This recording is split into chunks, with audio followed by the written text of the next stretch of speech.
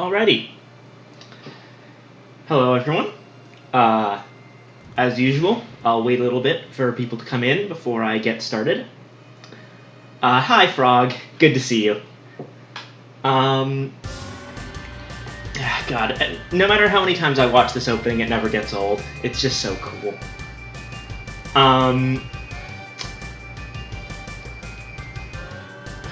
What to even talk about in this intro segment, honestly? Comp Sci, yes. It's going quite well, actually. I'm not exactly a STEM kind of person, but Comp Sci seems to be my niche, in that regard at least.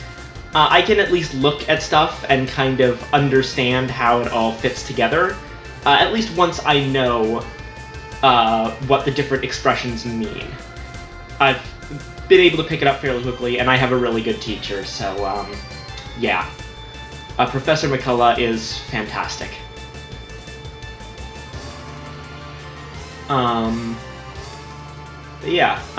Thankfully, since I've now finished my homework for the week, I won't have anything to do for Comp Sci until next Thursday, because that's how it works.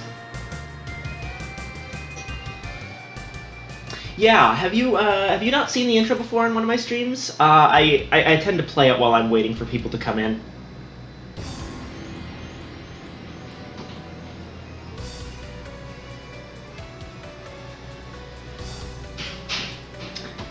Alright, I think I've probably at this point waited long enough. Righto. Alrighty. Oh, time attack? It's just a boss rush. Like, it's not the actual game. It's just, you go into boss rooms one after the other. Actually, you know what, while we're here, let me quickly, show off some of time attack, in that case.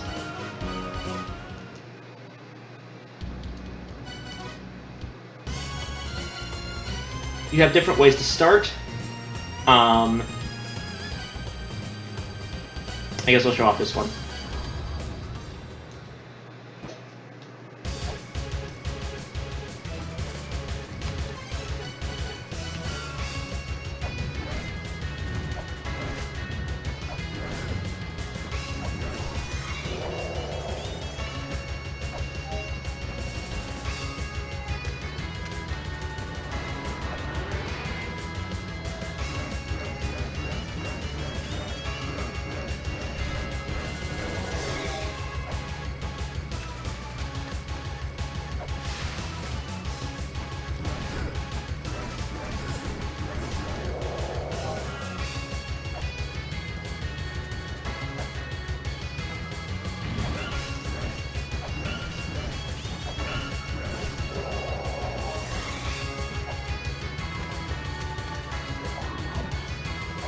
This guy's always the one that gives me trouble.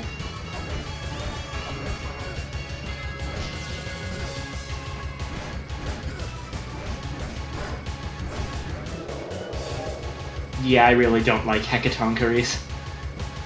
I do like that in the sequel, he gets turned into just a normal monster.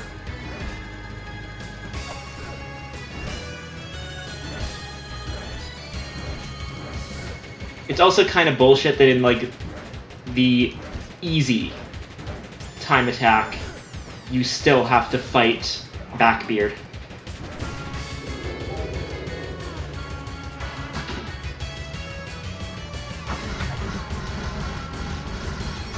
As well as this guy.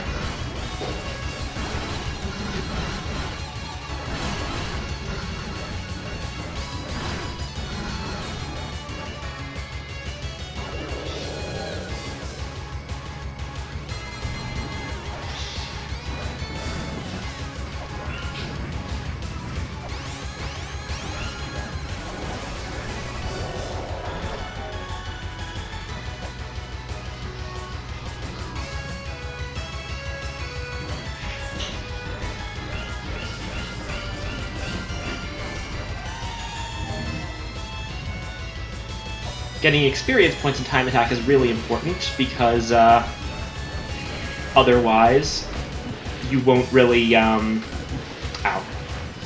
You won't be able to heal between fights. Technically, we haven't fought this boss yet, but it's not a huge deal.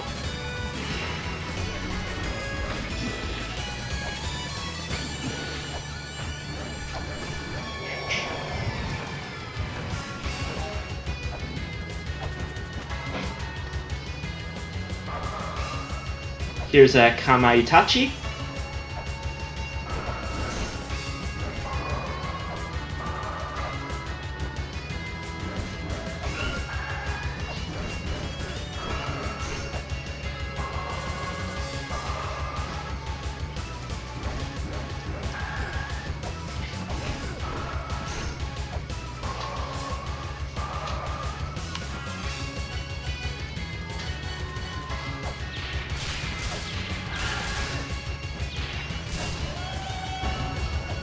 And there's Kamaitachi.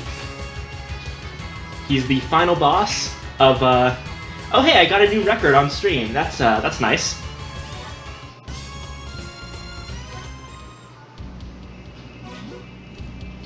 Alright, enough fucking around.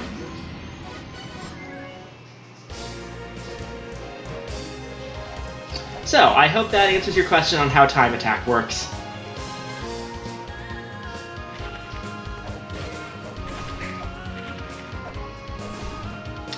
Alright, so today, the last thing we left off with was talking to the four philosophers. As I recall,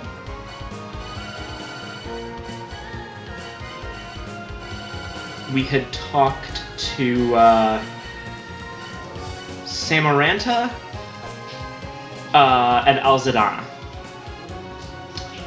We can't actually reach the fourth philosopher Phobos yet, so the only philosopher we have left is Giltorio. Giltorio is in the Spring in the Sky. I should probably switch off from the katana back to the axe, because this area is a very axe area.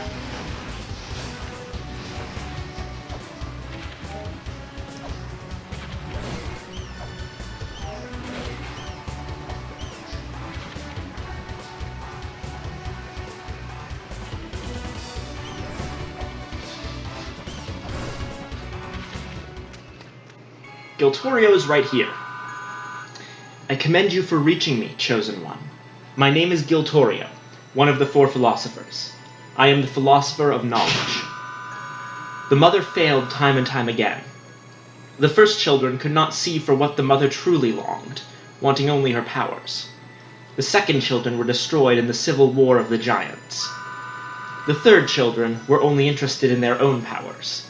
The fourth children were a race of men in the form of fish. I always love that. It's like we never get any detail as to why they failed. It's just, yeah, they were fishermen, so they were basically doomed from the start. The fifth children sought the secret to life and death, once again begetting a power-hungry race. The sixth children were dolls of clay made by the fifth children. Alas, too many were made, igniting a war that extended all the way to the surface. After some time, we, the seventh children, were born of the earth. We came to know these ruins through and through, ultimately realizing that we would not be able to grant the mother's wish. Thus we gave no memory of the mother to ye, the eighth children. We believed that only those who perceived the mother as ruins could truly defeat her. The mother's flesh spans the whole of these ruins. It is considered impossible to defeat her. You must attack her soul. Summon the mother's soul here and force her to take shape. The technique has been laid out for you. It is a hidden technique that we, the seventh children, created. I shall tell thee how it is done. Drive 8 wedges into the mother's body. Take the Jed Pillar and Magatama Jewel in hand and recite the mantra. The mantra has been inscribed upon the markers. Drive the wedges from the heels. Shall I repeat that? No, but we should probably save that.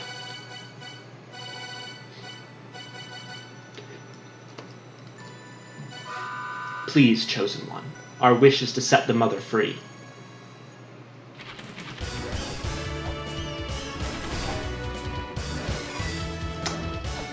Now, talking to Giltorio opens up something very important. 3 of the philosophers, the ones that I believe aren't Alzadana, open up new areas once you talk to them. We haven't seen Phobos yet, of course.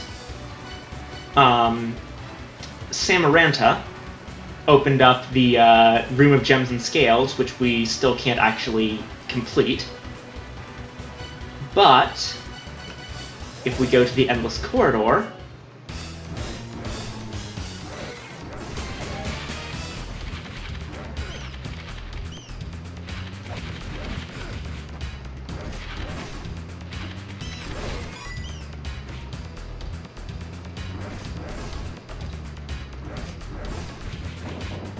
I believe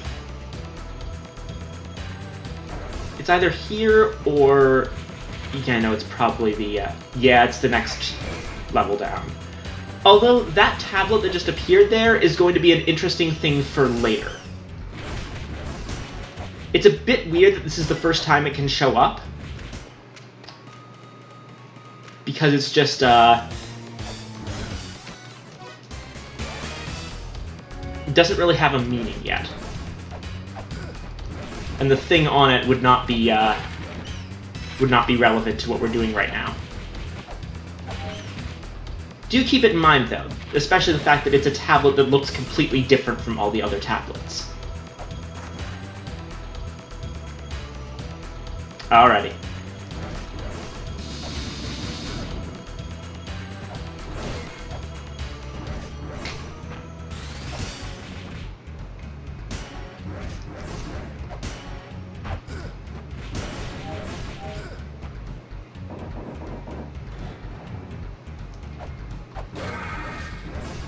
That ladder. That's what Giltorio unlocks. It takes us to the other secret area of the Shrine of the Mother. This contains several important things. First off, the final Rosetta Stone. And again, it's one with an actually important message. Look to the weapon in thy hand. The key to the awakening lies within. As we can see, this room isn't too friendly for archaeologists.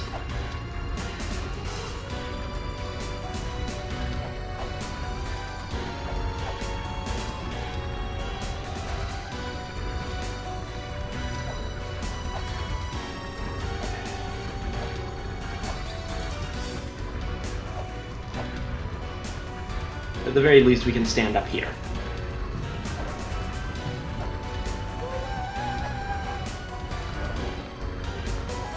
And grab the final seal, the Death Seal. Now we can open up all seals everywhere. And I think I know just the one to open first.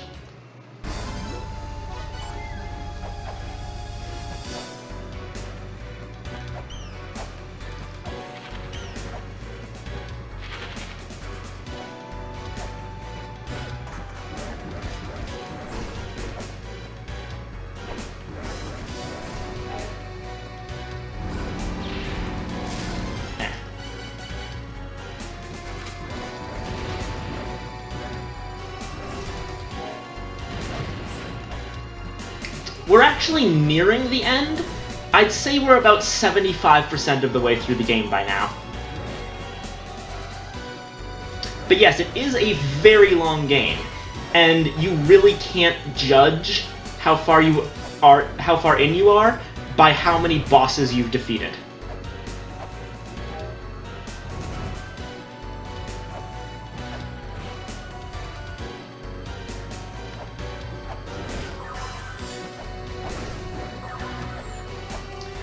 So actually, the first thing that we probably want to do is break this seal.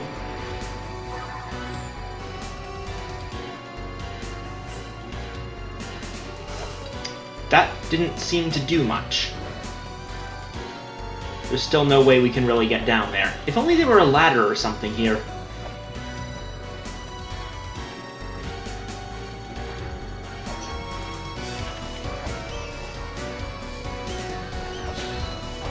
Here we go.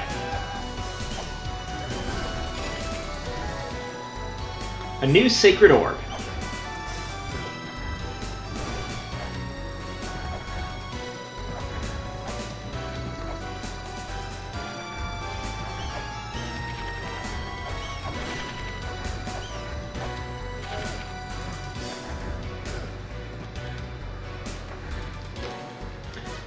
The more important business, however, is actually that Rosetta Stone. Because now, all of those unreadable tablets are totally readable. Hi, Beelzebub.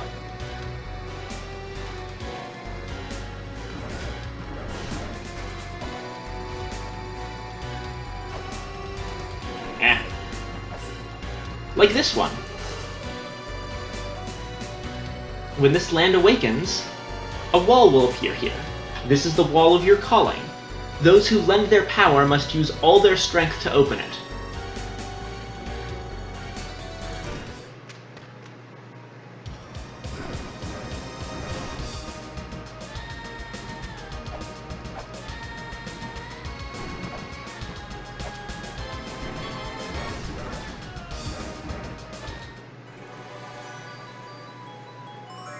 Oh hey, a key fairy. This is an important tablet. This is for the Room of Gems and Scales. Record this tablet immediately. The joyful heart is pearly white, the eloquent heart is black, the sincere heart is purple, the blissful heart is something, pure heart is white, the passionate heart is red, and the affectionate heart is something. Every heart has a color.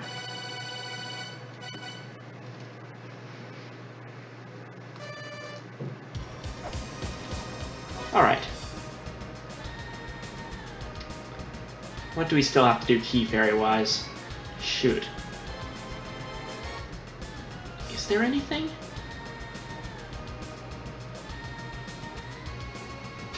We have the...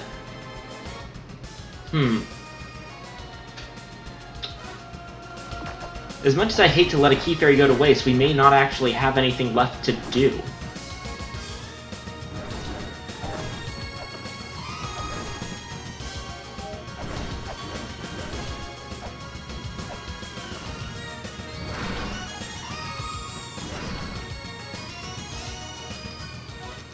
Oh well.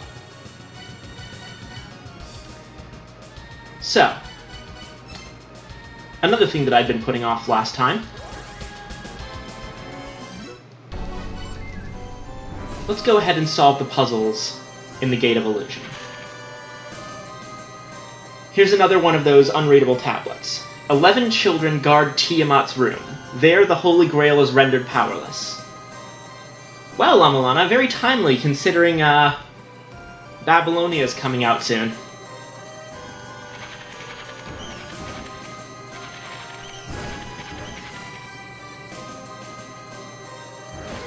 Okay, so if you remember, one of the puzzles was that the wandering lizard had cast off the light.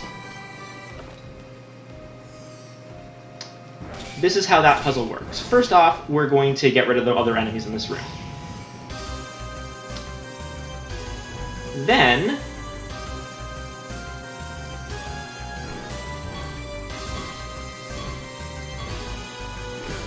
we have to lure the lizard into the light. And that solves the puzzle.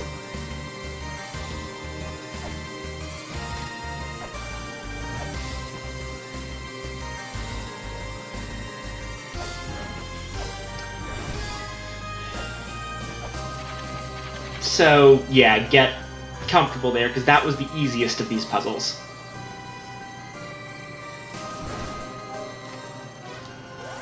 I screwed that up.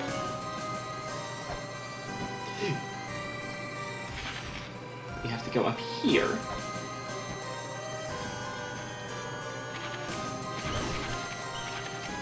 Oh, you know what? I bet you yeah. The reason we got a key fairy was because I accidentally had the always key fairy combination on.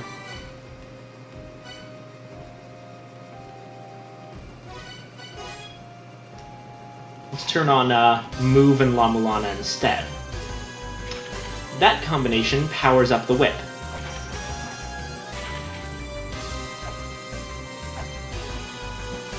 We'll be reading that tablet shortly, but first...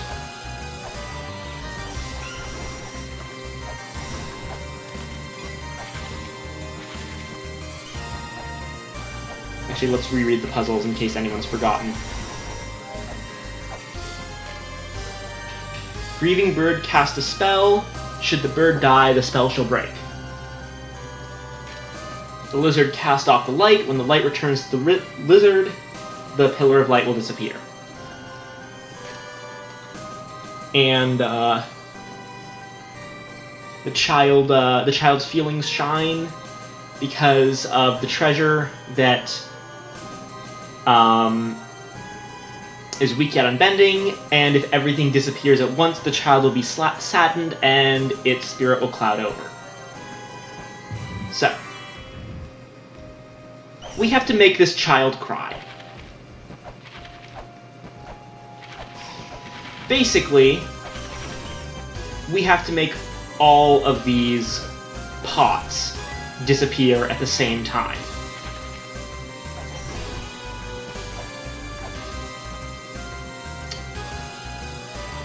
There's really no way we have to do that with, like, any sort of AoE blast or anything.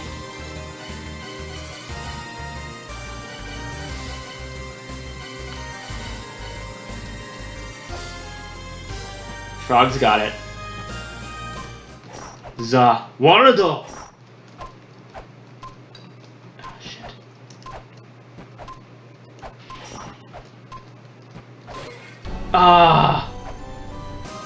My timing was off. Hold on. Let's recharge our lamp real quick. Once we unlock the Chamber of Birth, this becomes probably the quickest way to recharge our lamp.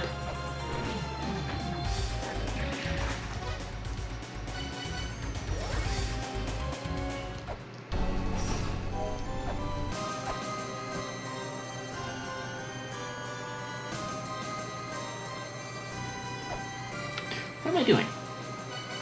I can get to the child's room a bit faster by going through the Tower of the Goddess instead.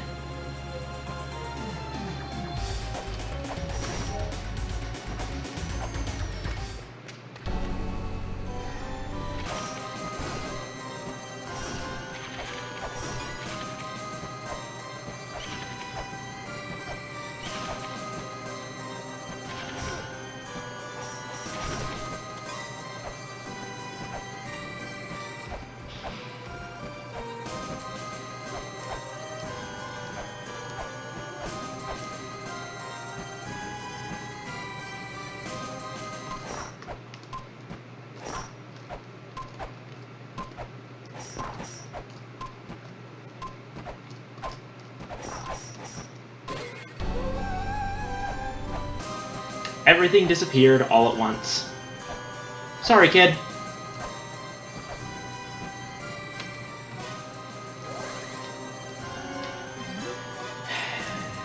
And now, for the ultimate in suffering. The single most infuriating boss in this entire game. Mostly because of a terrible, awful gimmick that no boss fight should ever have. Before anything else, though,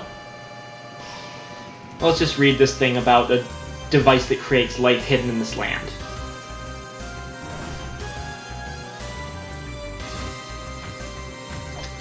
Yeah, this gimmick has been in some form in both games, and it has literally never been a good idea. You'll notice I'm not really even going into this boss fight with full health. That's because that doesn't really even matter. This boss will not be draining our health significantly at all.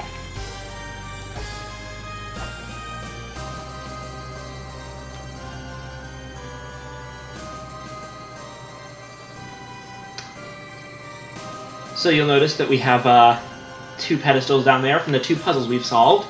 Each of those will take away 2 of the shining pillars of light.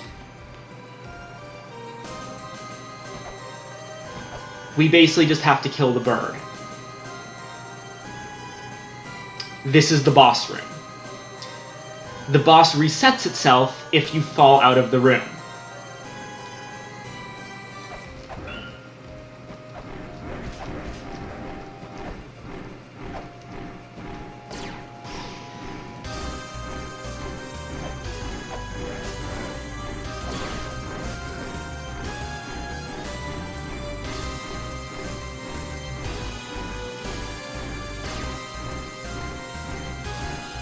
Yeah. I'm sorry this boss fight's not going to be interesting, but if I want any chance at all, I can't go moving around this room. I have to stay in this one relatively safe spot.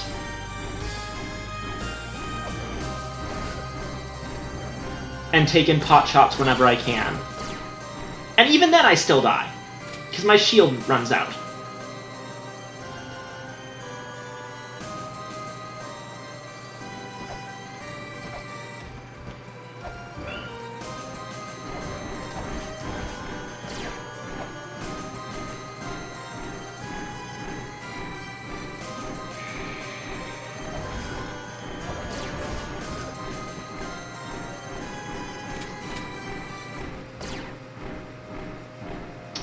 Here's a trick that I didn't do last time, which is the cause of my death, that my shield ran out.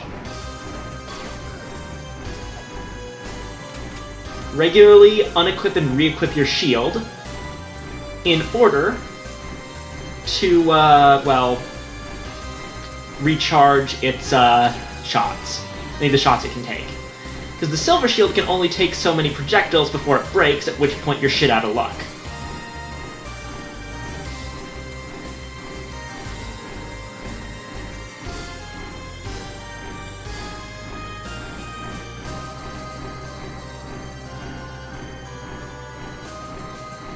What's worse is that the bird doesn't really have any discernible pattern. So I basically just have to go for things when I see them.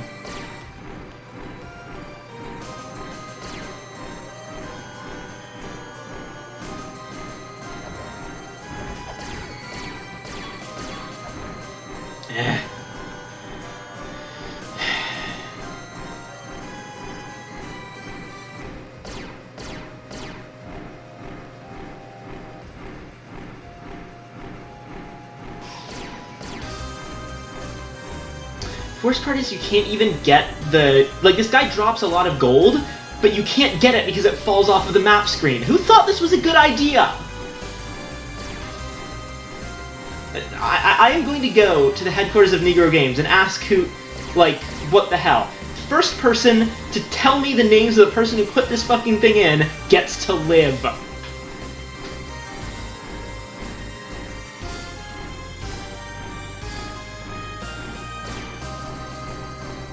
No, it's not even a trap by that point. You've already killed the boss. You've solved the puzzle that you needed to solve.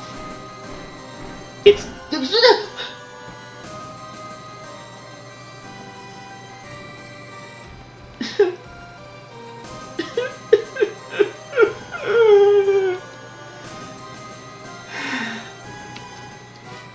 Let's go heal.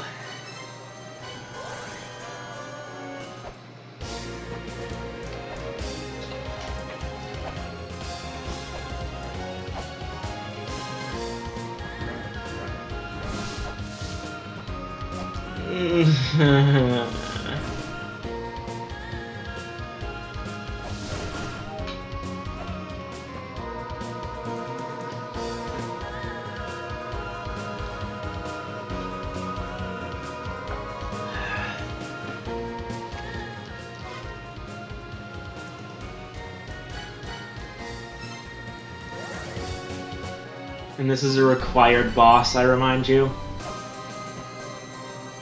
You have to do this to finish the game.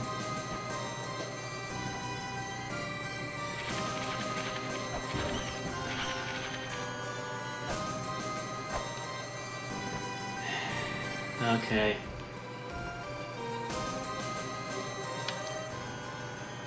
I just realized I'm an idiot. There's a really obvious solution here that I'm just missing.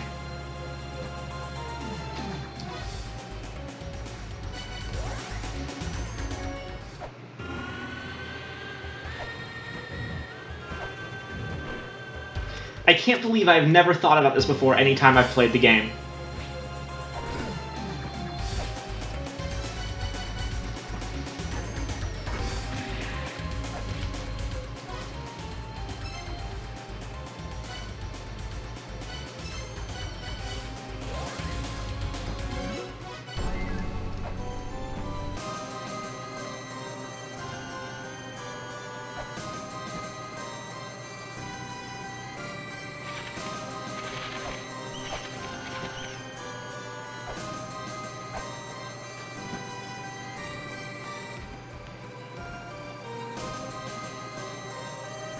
Let's see if this works.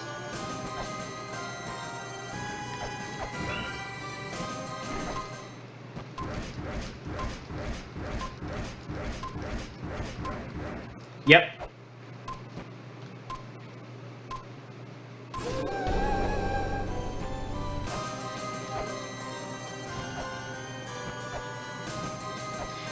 You know, come to think of it, this fight might be designed to be cheesed like that. And I'm just dumb.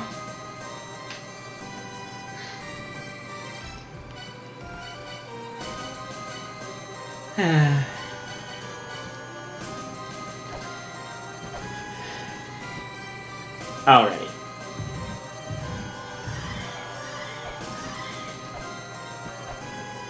And now we have to go talk to the fairy again.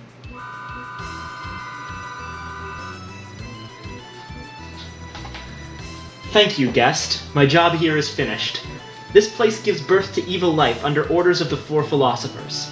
When it begins to move again, life shall be taken from the mother. Go now, use the cog of the soul. I will go ahead of you, to the heavens. The words cog of the soul are written beneath the circular carvings.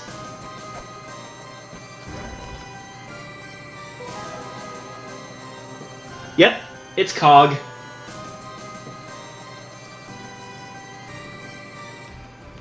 The philosopher's legacy.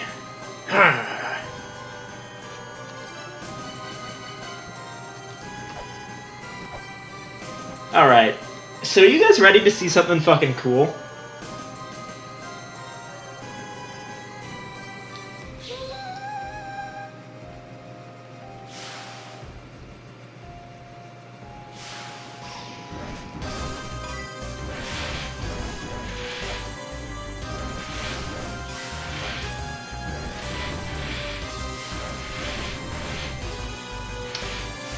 We have just activated every single one of these spawn points all over La Mulana.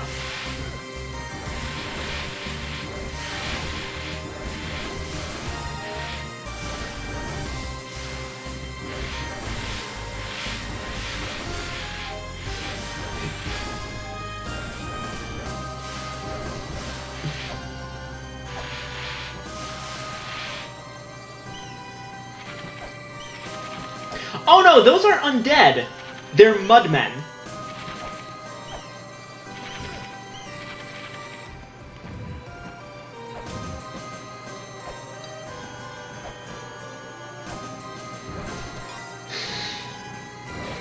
Oh no, Tiamat's not responsible for this, the mother is. Tiamat can create children, but not quite to that level in this case.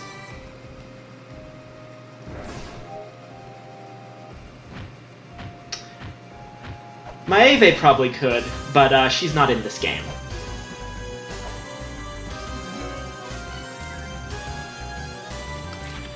So, I kind of played it up a little. Those spawn points are basically just in that room, for the most part, with one major exception. They are absolutely everywhere in the Chamber of Birth.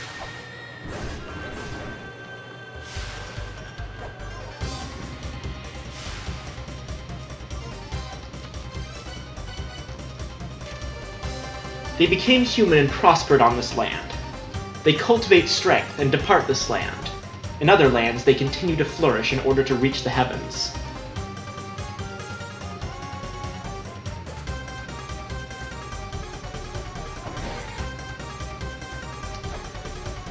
The other thing we can do here now is that the cog of the soul activates this.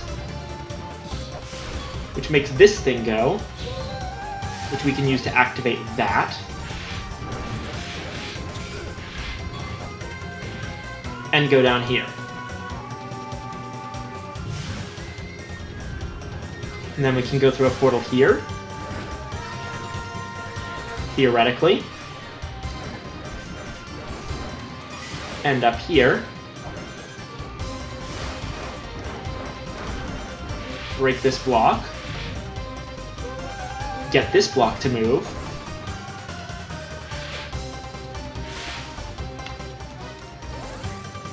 And then warp back.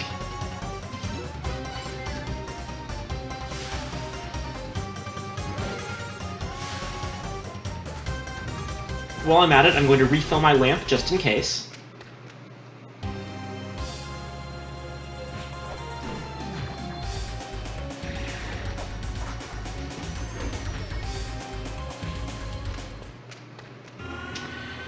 Don't be. The Chamber of Birth, which is one of the areas we've found while you were not here for a couple streams. The basic theme of it is you use various inventory items to unlock new paths. Also, there's teleporters everywhere. And also, I should probably put the whip on instead. Because, if I recall, the Chamber of Birth has those sacred elephant statues that zap you with lightning when you touch them.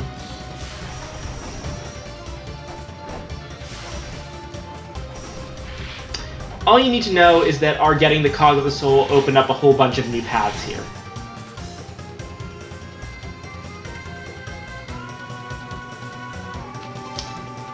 I think there was, no,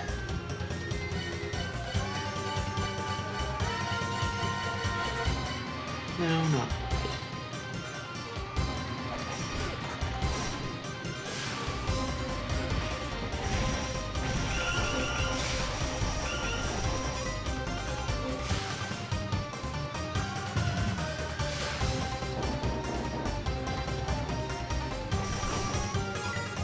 So breaking that block opened this up, which of course, that's a cursed chest, so we're going to need the Mulana talisman.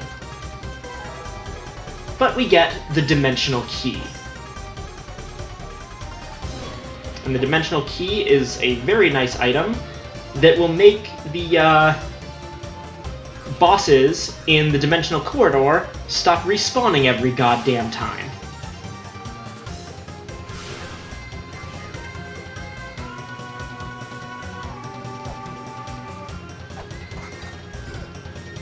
Oh shit. Congratulations! Since I can do basically nothing except pause the game, and we're in the knockback animation, we are now falling down a bottomless pit. Forever.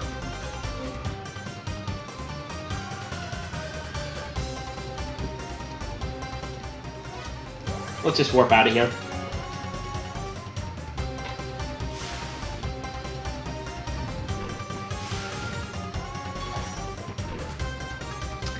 The Chamber of Birth is a bit of a confusing place.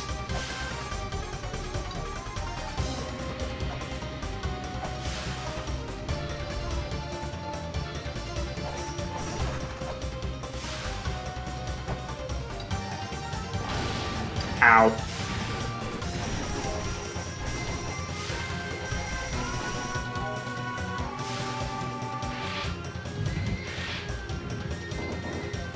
I should probably get more weights.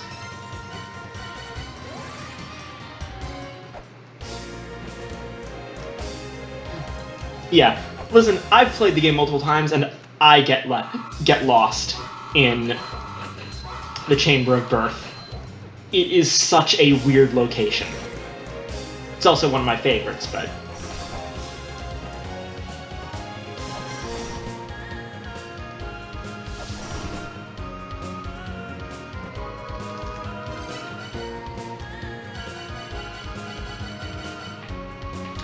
Also, now that we have the Dimensional Key, we can start actually making headway in the Dimensional Corridor. I think I'll give that a shot for a bit.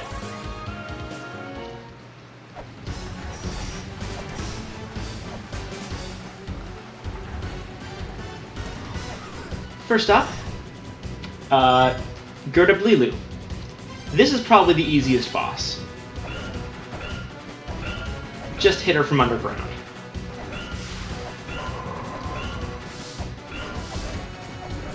Her death balls can't even penetrate the floor. What a loser. Since we still have the ability to go back to the save tablet,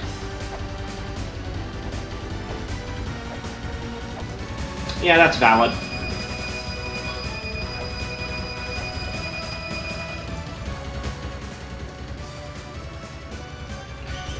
Oh right, we can't warp in here, so I can't get myself out of danger by warping out of spike pits. Thanks, La Mulana.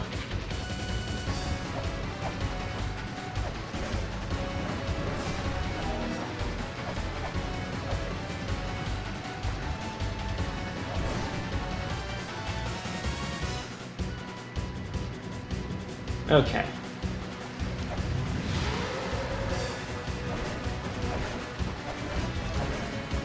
The Dimensional Corridor disables your Holy Grail entirely until you kill Tiamat. This guy basically used the same strategy with Gerda Blilu, but he can actually hurt you.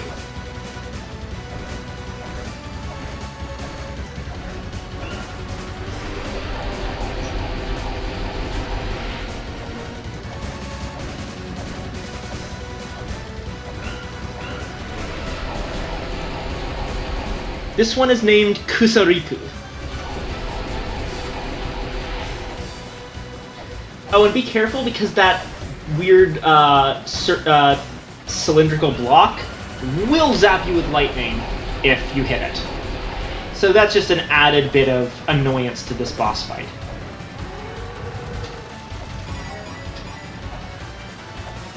Luckily, we can immediately get rid of it.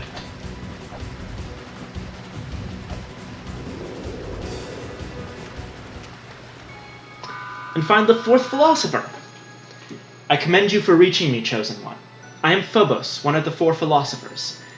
I am the philosopher of life. The Mother's power is to create life. In the past, there were those who sought this power, trying to imitate it. Tiamat, Nua, none could match the Mother. The Mother's power can be obtained from the secret elixir of life. The elixir is in the hands of the pure and mischievous spirit. You must visit her. Recite to her the incantation of life, birth. To those that trick you, recite the incantation of eternal rest, death. The Mother's powers cannot be obtained unless you have the true secret elixir. Would you like me to repeat that? No, but I will record it.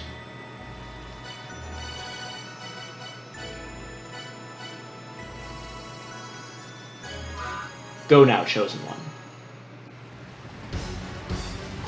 And once we go out, we get two more of those really weird tablets. And let's read them this time.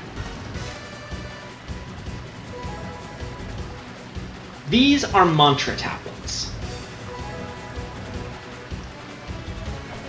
They let us remember words. We don't have the ability to actually say these words yet, but we can sure as hell know what they are. Unfortunately, at this point you can't actually go back in the way you came.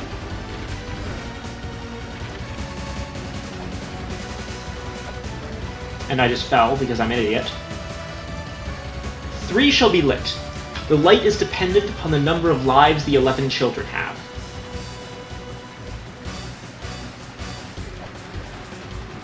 That's a very simple puzzle, I suppose I'll record it.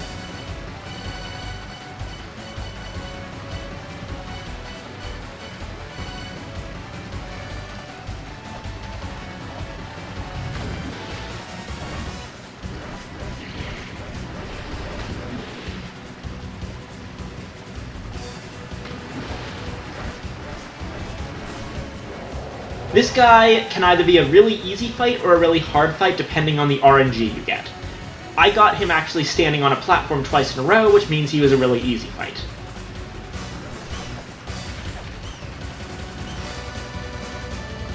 To the one who dares challenge Tiamat.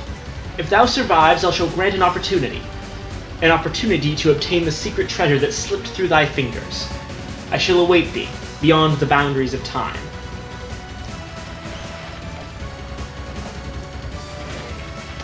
Basically, in the Gate of Time, which is that retro area we went to a few, last episode actually, there's actually a hidden fairy that can reset one of the one shot per game puzzles that you might have missed. I have never used this fairy because I just get them all right the first time.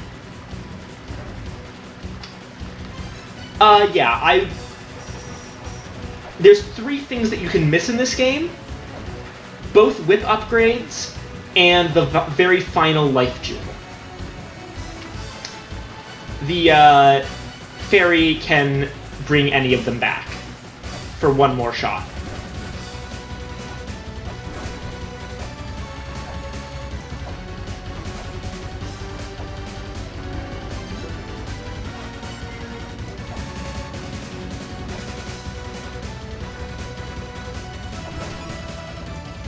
Right, now that we've saved, we can actually get some things done.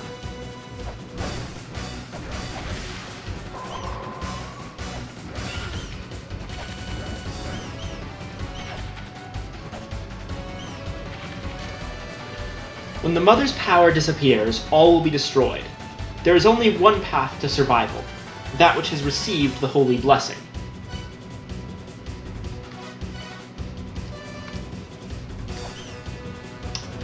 That's a deceptively important tablet.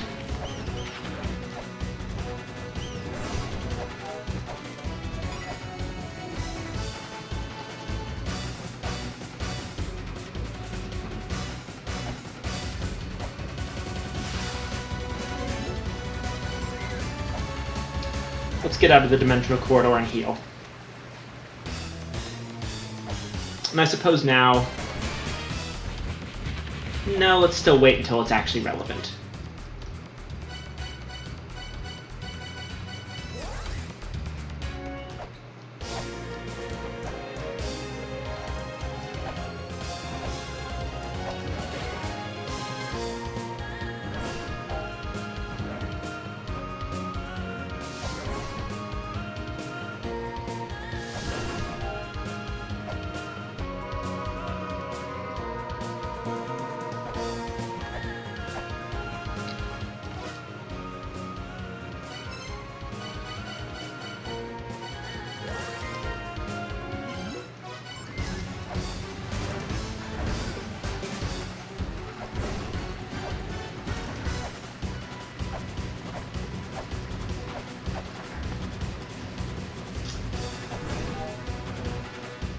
Alright, so basically from here, there's 3 ways we can go, and we've already gone through one of them.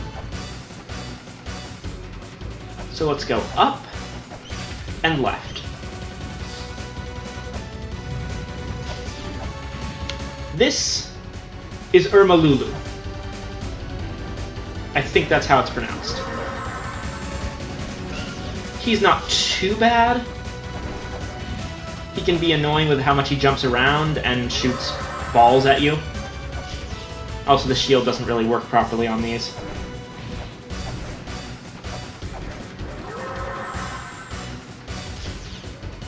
Basically, just treat these guys' balls like a Toho boss.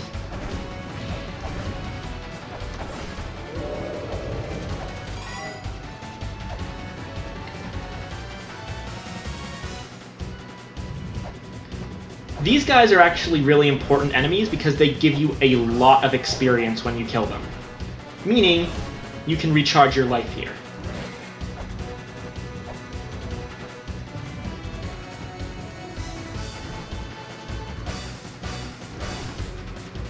So this area...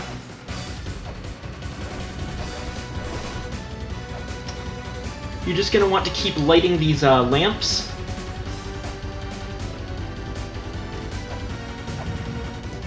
Until you get a thing. And you get the lamps by beating bosses. This is Mushnahu. He is a very dull boss.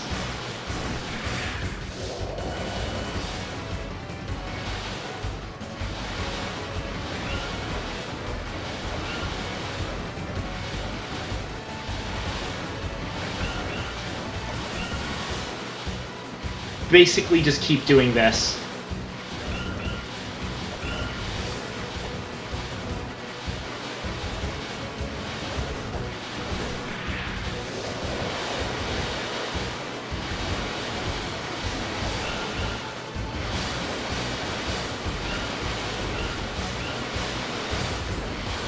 Yes. Yes, they do.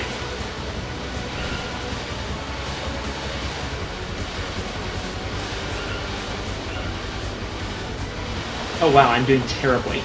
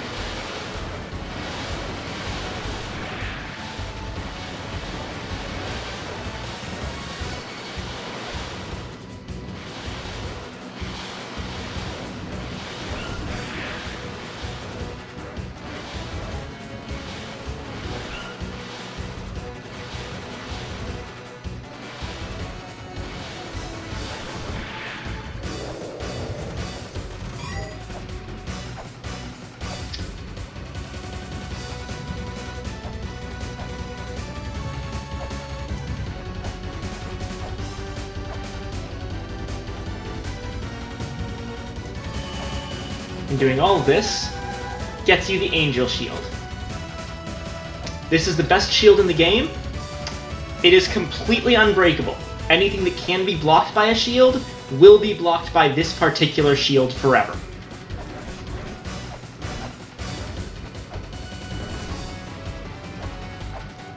Now, if I were to go forward,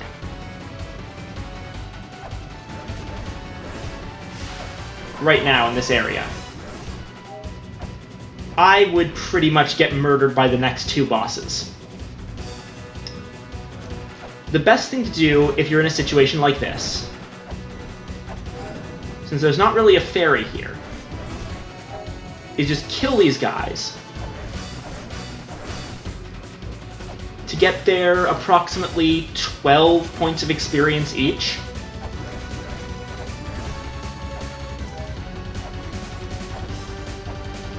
So you can get your health refill.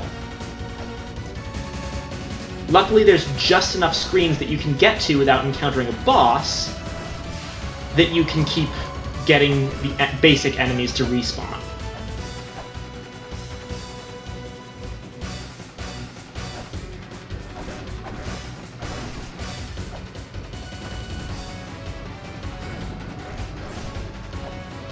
Of course, that'll mean nothing if I get killed by their fire attacks, like an idiot.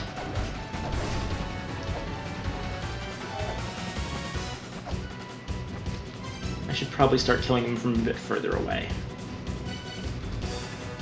Let's try the chakrams.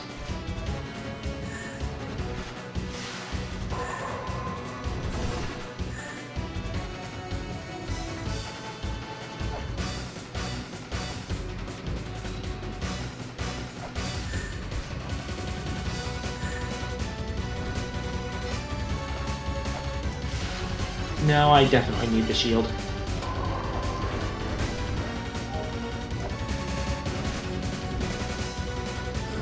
Oh, shit.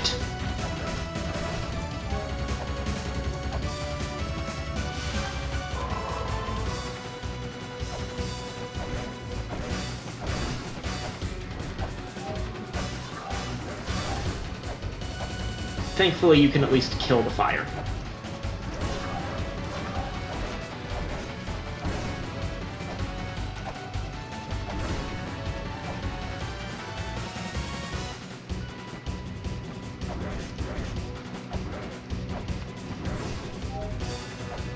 One more.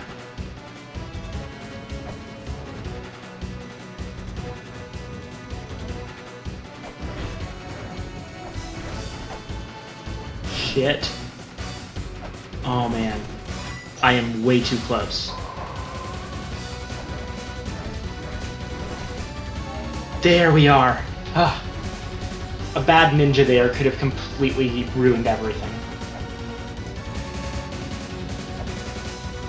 But okay, now that we have all our health back...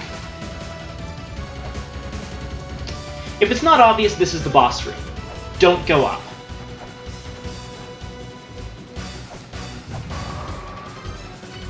We're gonna need the whip for this one.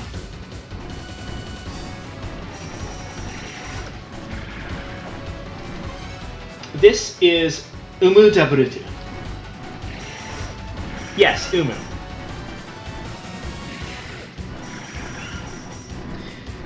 Why not go up? Because there's a dragon there that I don't have to fight at the moment if I don't need to.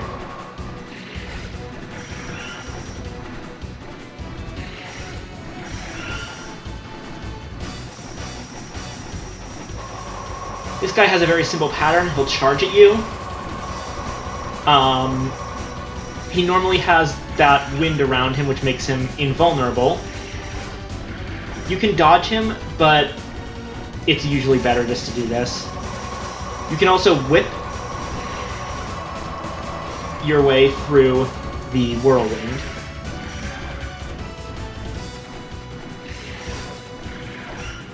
Oh, no, it's just that you don't have to fight him at the moment.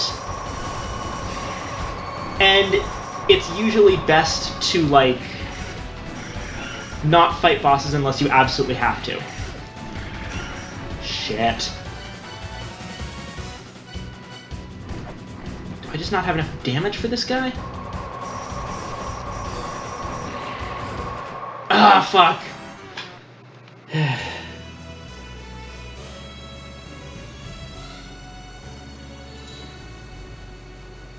I don't like the dimensional corridor.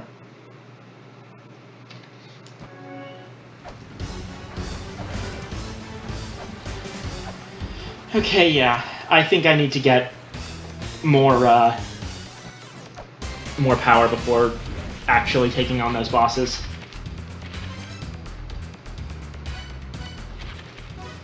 Let's head back to the Chamber of Birth.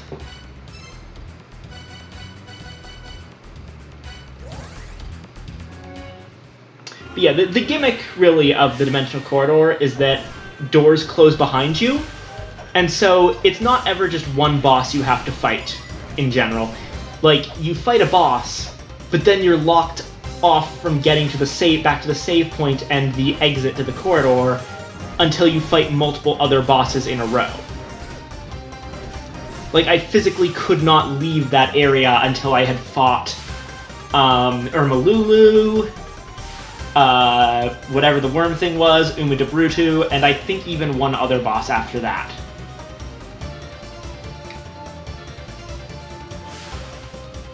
So, the fact that that dragon is not one of the ones you have to fight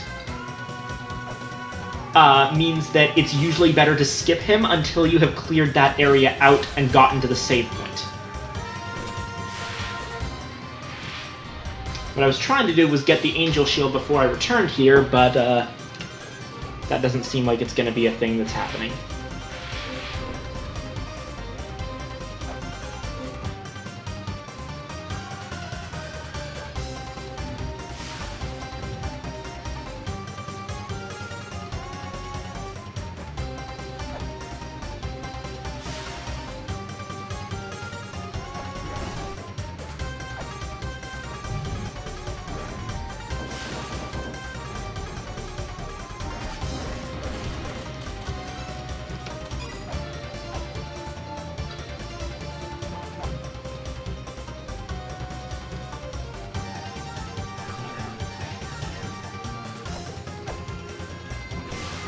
So this time,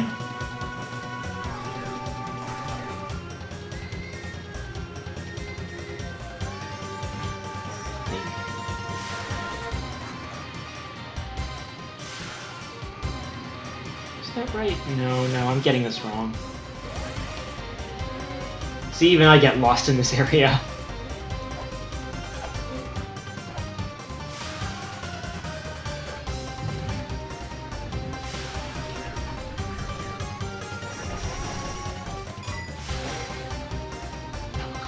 Oh, I was right.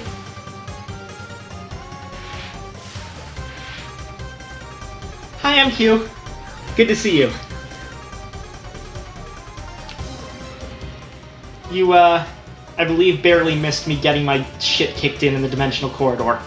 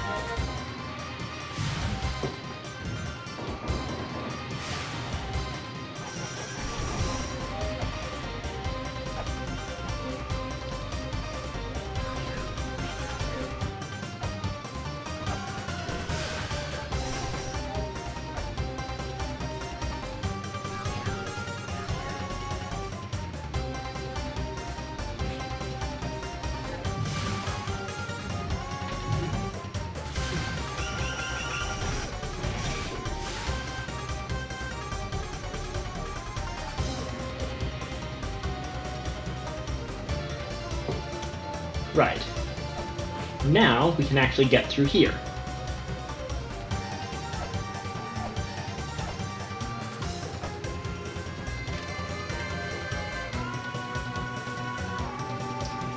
Deep within the large wall, Palenque sleeps. Take the golden key in hand, challenge Palenque. Ow. I probably shouldn't have done that.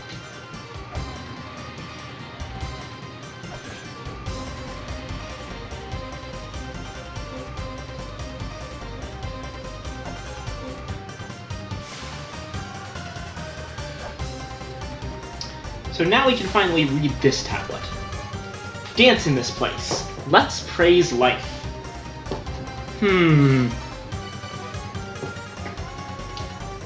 Is this, finally going to be relevant?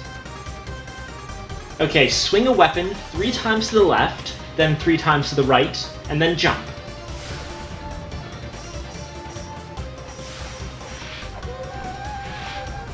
That sounded promising.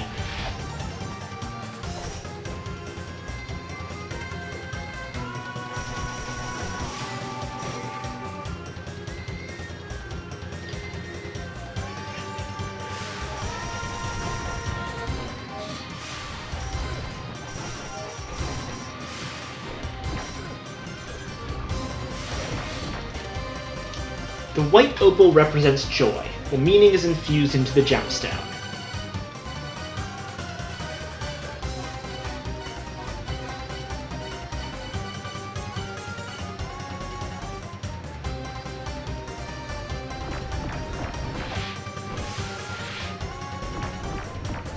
Oh, can you not reset the final life jewel?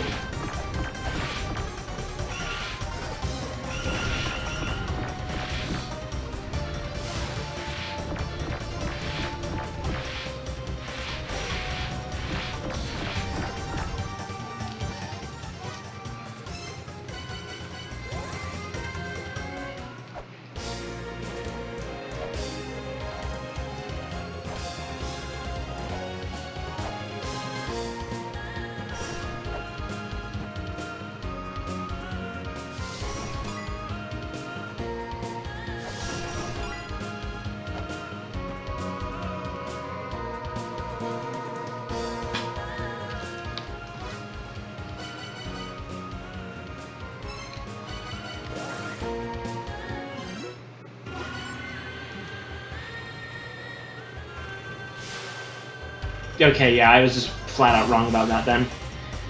To my, in my defense, it's because I've never needed to use that reset fairy.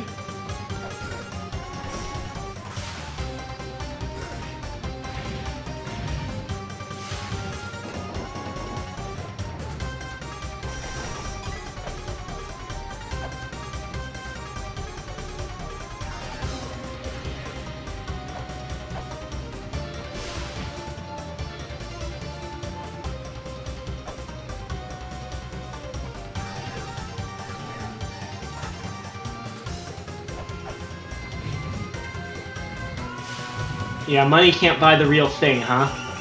Looks like it can.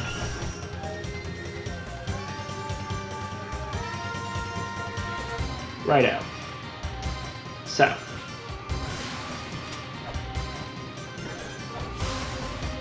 Now that we've done the Dance of Life, we gotta fight Skanda.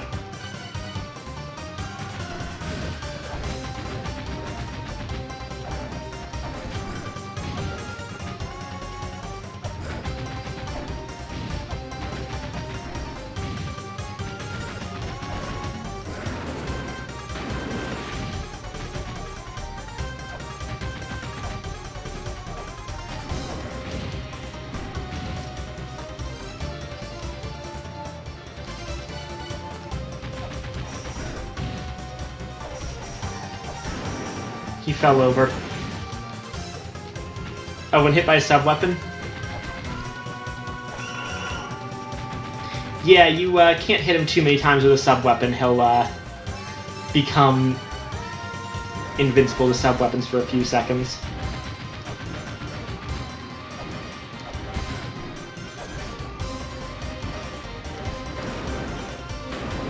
I like it when he falls over the best.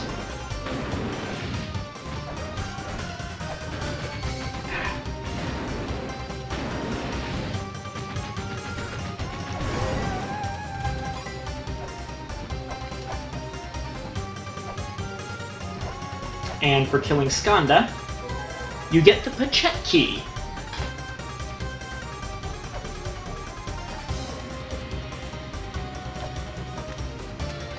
And also you get a shortcut into the second half of the Chamber of Birth.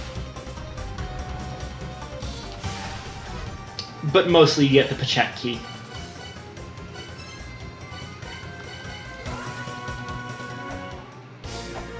Alright, let's heal after that.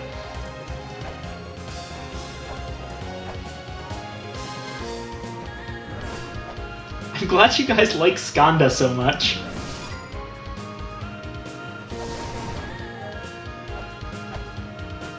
What a lad.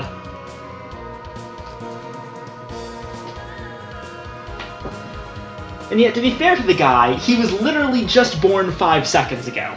And already there is a tiny archaeologist hitting him in the face with an axe.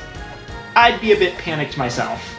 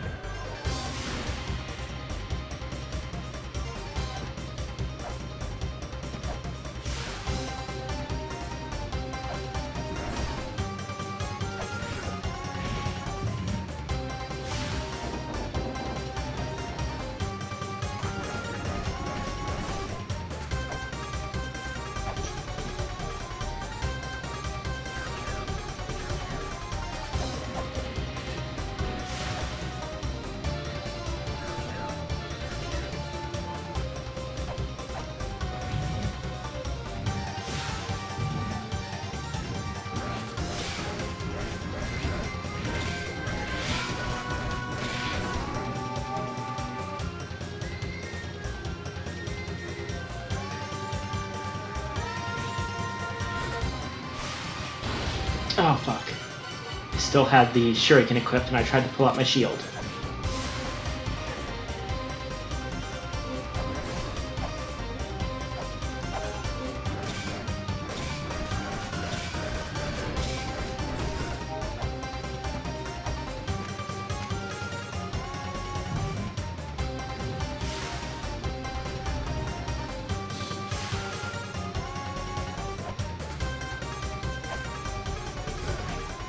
Oh, hell.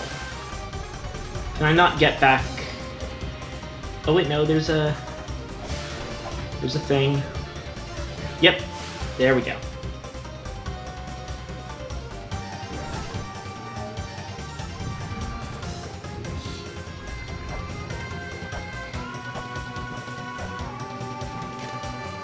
Palenque slumbers inside the mural within. This is not an area where you want to use the axe, because that's why.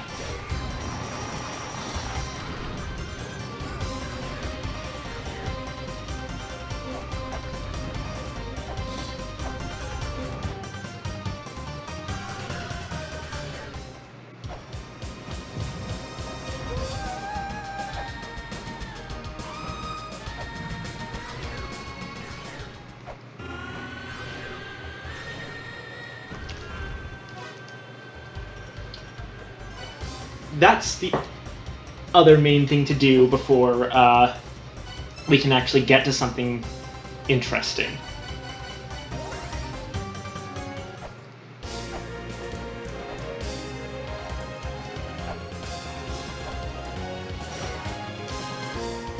As usual, go back to heal.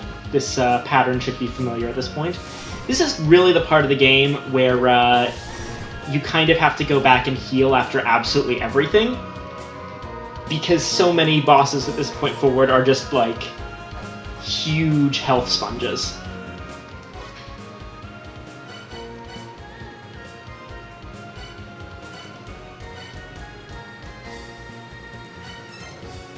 That said, I should probably go ahead and read that unreadable tablet in the Temple of Moonlight, sooner rather than later. It is totally possible to miss the Grail. It would be very silly to do so, and you would probably soft block almost immediately. But it's doable.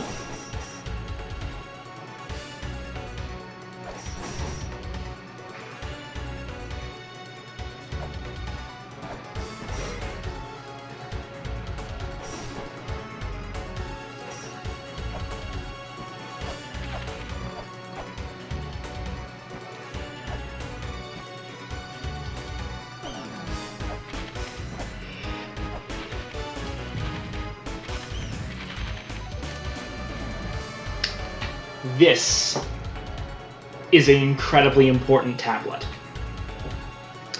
The joyful heart is 20, the eloquent heart is 44, the sincere heart is 50, the blissful heart is 63, the pure heart is 70, the passionate heart is 81, and the affectionate heart is 99. Each heart has a weight.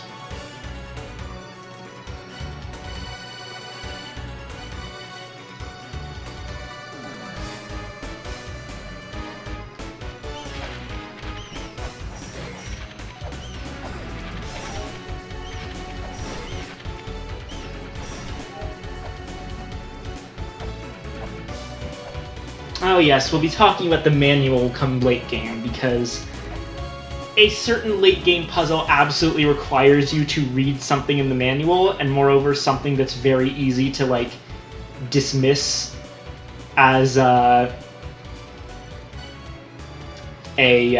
not important.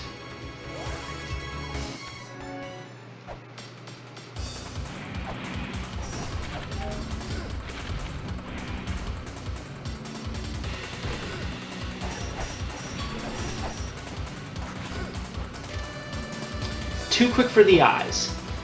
That which continues to move even after time has been stopped. Defeat the unseen enemy, and the elixir of life shall be bestowed upon thee.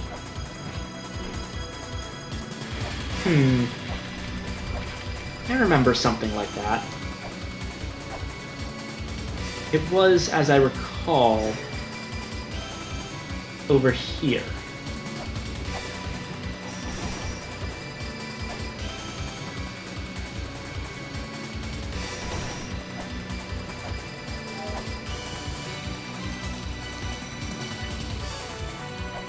So this is the room where we kept getting hit by things that we couldn't see.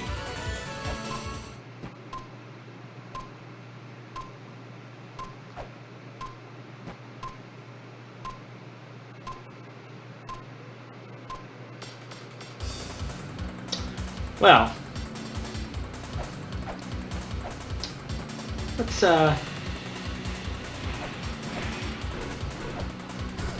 let's just go ahead and reset that puzzle in the Lamp of Time, shall we?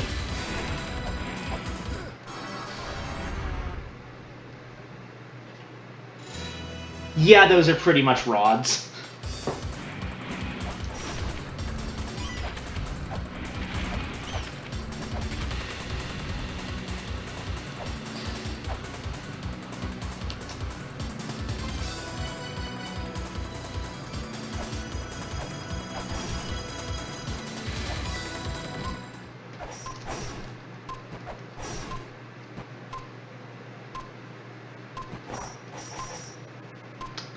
The advice he's talking about is kind of complicated. I'll go over it in a bit, but yeah.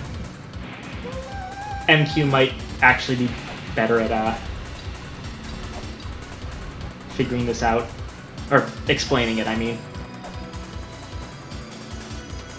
Yeah, let me provide a example here. So, yeah, basically the idea behind this is that you can, if you shuffle around rooms that stick out a bit, each area can fit in a 5x4 rectangle. So you see, from the room that I'm in, the room 2 below me can be like transplanted to the top, and then everything on my left, like left of me, can be moved over to the other side, and then you would have a rectangle. This is how the areas are laid. Basically, this is how the game assumes the areas are laid out, and it's important for a puzzle later on. This is only revealed in the manual.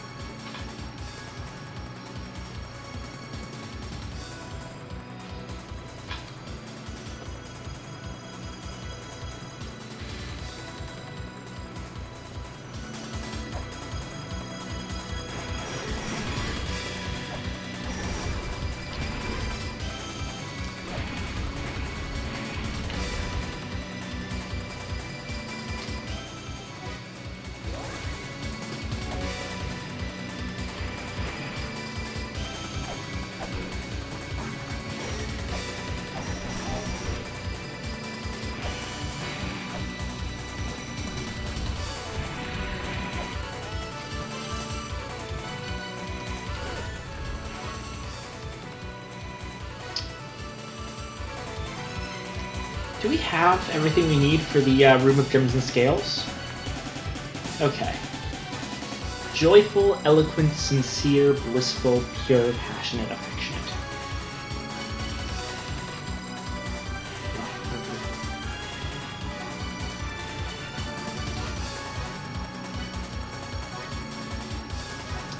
You know, I think we have enough information to finish this.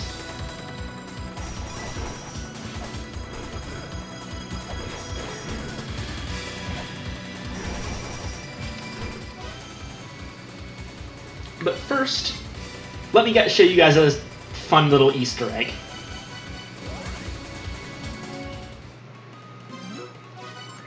Have you ever wondered how much La Mesa weighs?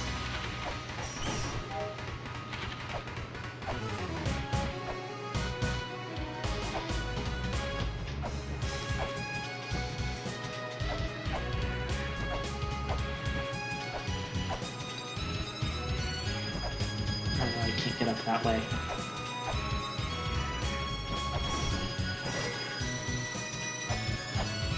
Eh.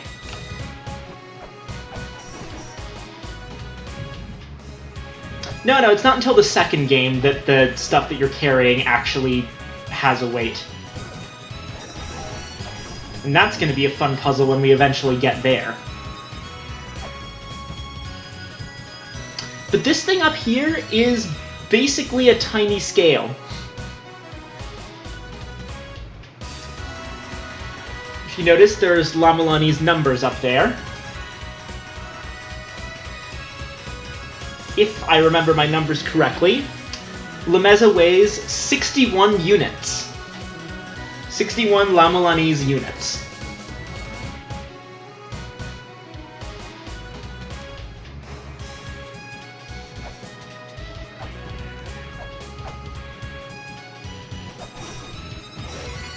Of course, we can always quickly check. The 1 is obvious because that's the origin seal.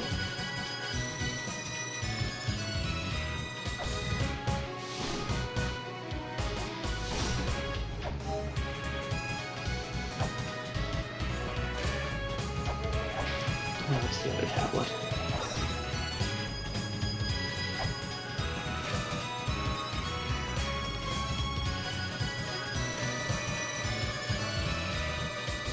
61 units.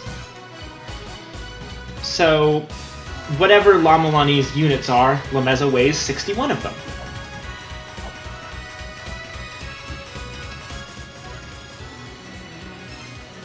Alright. Speaking of weight, it's about time.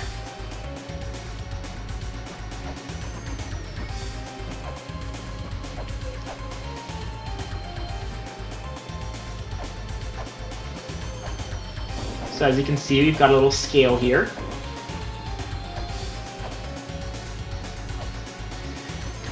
And it's time for some math. Isn't that going to be fun, guys? So this is the really important one. You can actually just solve the puzzle with this particular tablet along with the...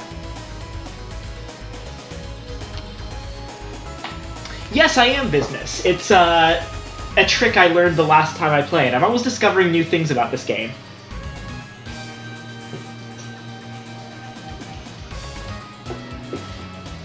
Yeah, you can actually completely translate La Mulana's script by turning the glyph reader on and off. It's internally consistent. Anyway, so, Joy 20, Eloquence 44, Sincerity 50, Bliss 63, Purity 70, Passion 81, and Affection 99. Which gems are those? Well, we can very easily map those to this one.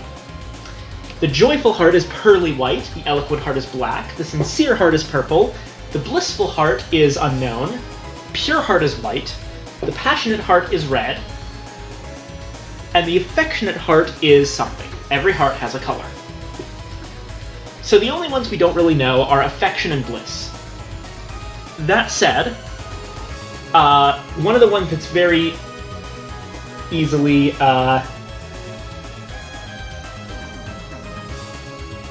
easily understandable is that Joy is a pearl, because it is pearly white, as opposed to the Pure Heart, which is just white. Well, no, it's an opal, not a pearl, but yeah.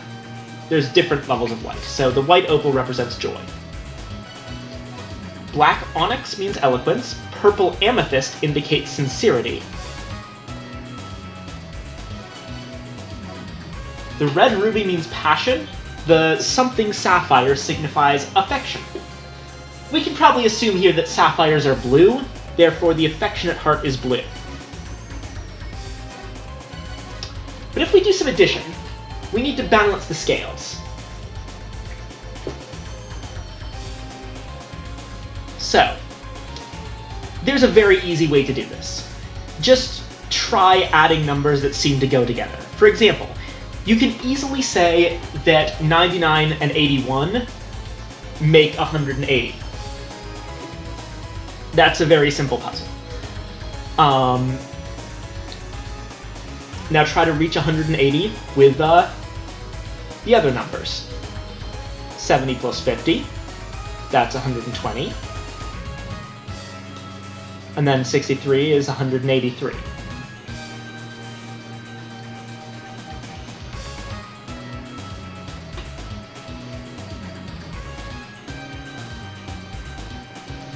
Let's not get ahead of ourselves.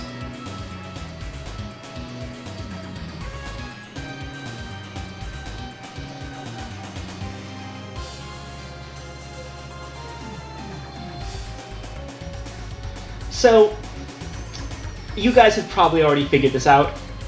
These numbers alone, it's impossible to make them... Yeah, you need to use all 7.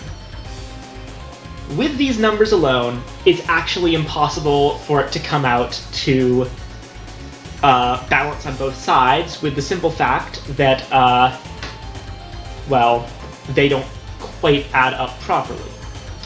There's 3 odd numbers here. 81, 63, and 99. And while 2 of those odd numbers will cancel each other out, the third one is going to be completely unable to do things. But there actually is a 4th odd number.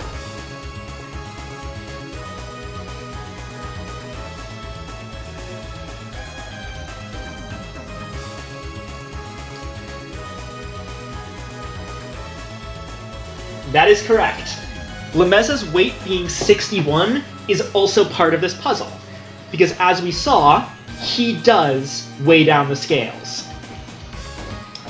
So, if you'll allow me to break out my calculator for a moment.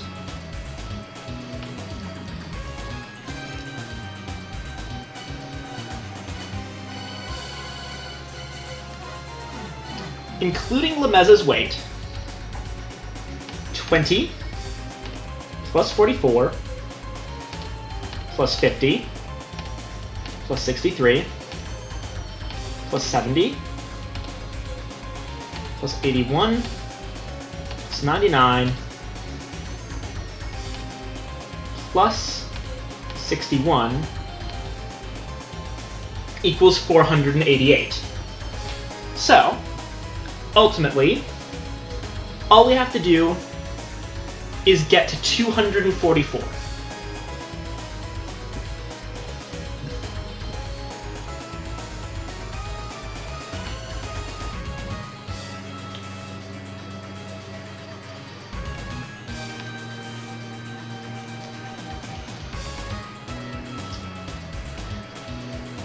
So,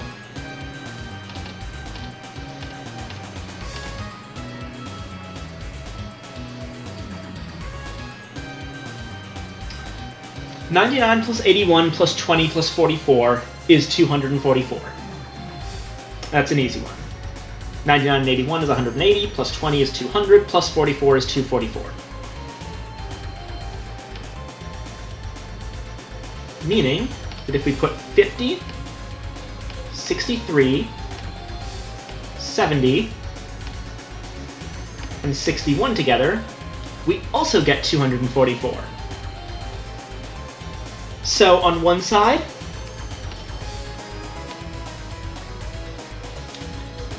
on one side, Frog, we will have the joyful heart, the eloquent heart, the passionate heart, and the affectionate heart, which is the joyful white, pearly white opal,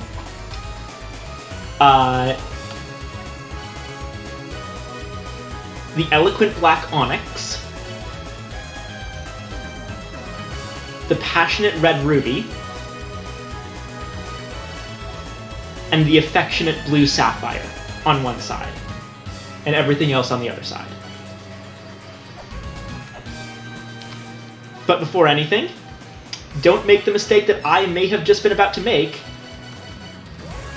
and come in here with a low number of weights.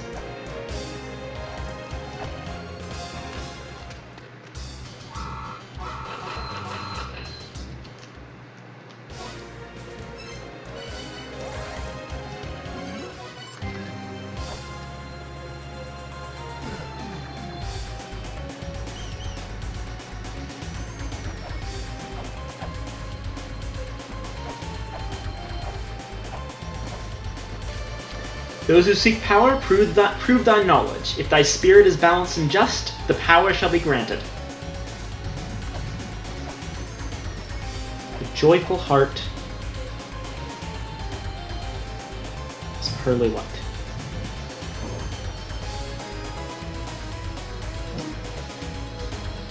The eloquent heart is black.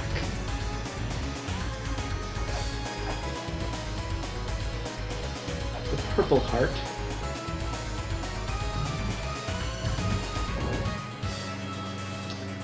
and it looks like it's the blissful green emerald.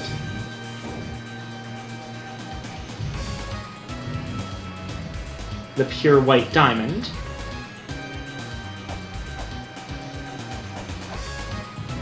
Passionate red ruby.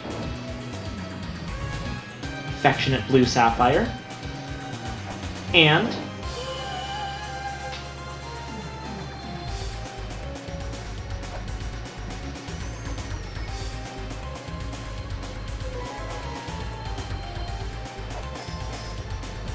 the flail whip.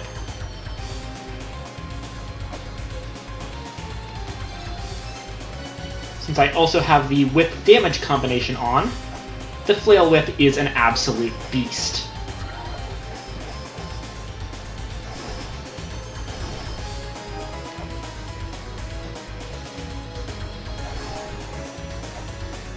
So now, we can finally take all of the gem tablets off of our text memory. Thank goodness. Oh hey, we unlocked the shortcut.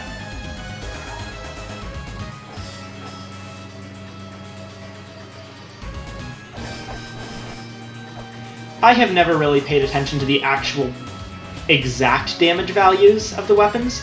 I know that the upgraded flail whip with the software combination is still not quite the best weapon in the game. That goes to the axe with the axe software combination. But also, the flail whip's faster than the axe.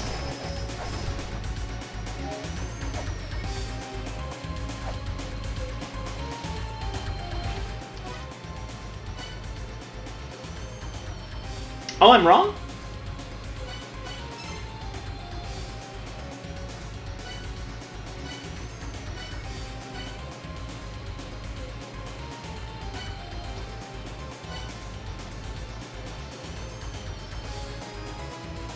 Oh, really? I did not know that. So it looks like the upgraded flail whip is actually the single best weapon in the game.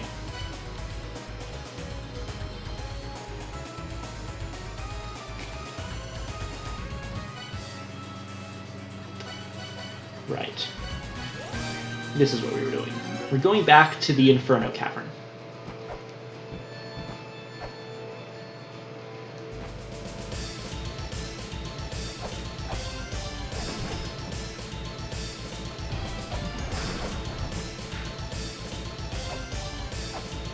Ah, I know exactly what weapon you mean. So that's what it is.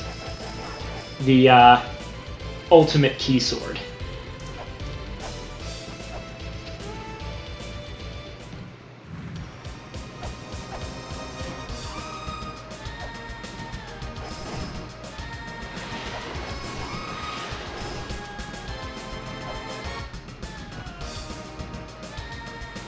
Wait, there's a thing up here. I'll get to it in a moment.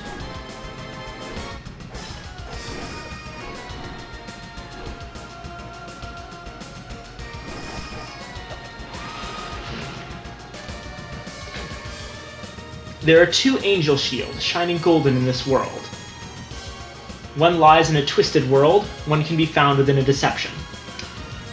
So that's the hint as to what MQPG said earlier, that the angel shield is either in a twisted world, the dimensional corridor, or if you miss that, it can be found within a deception. The guy who sells you the fake silver shield.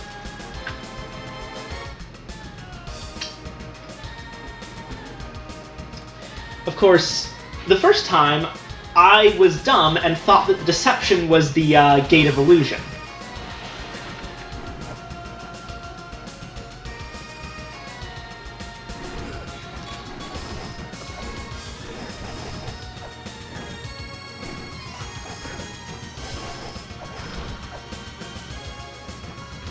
Careful in this room, those can hurt, kill you.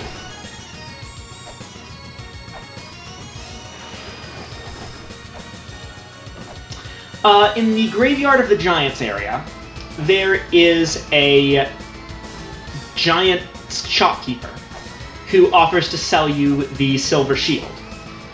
But don't buy it from him because that silver shield is a fake silver shield that breaks irreparably after being hit a certain number of times. Ah, yes, my cursor. Sorry about that. Anyway. This is the relief on King Palenque's coffin. I actually talked about this in a post recently about out-of-place artifacts in pseudo-archaeology.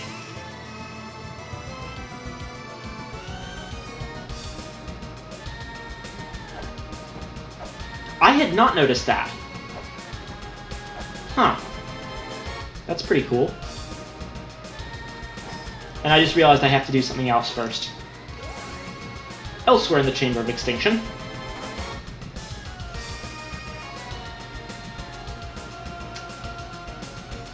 So, earlier, we lit up basically a diamond full of lights. Oh yeah, the Great Mother slumbers at the center of this world.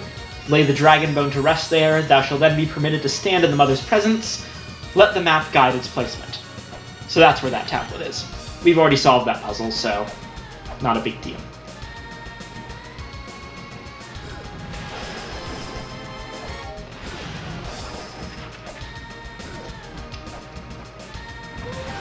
There's a little thing here. You can press down on it to get a chest. And I believe this is, yep, Sacred Orb.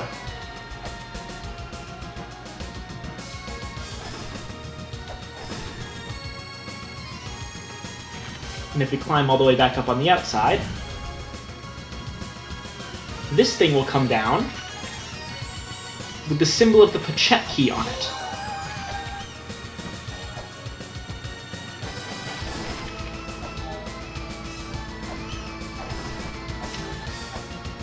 Oh my god, that's a brilliant idea. Please do that.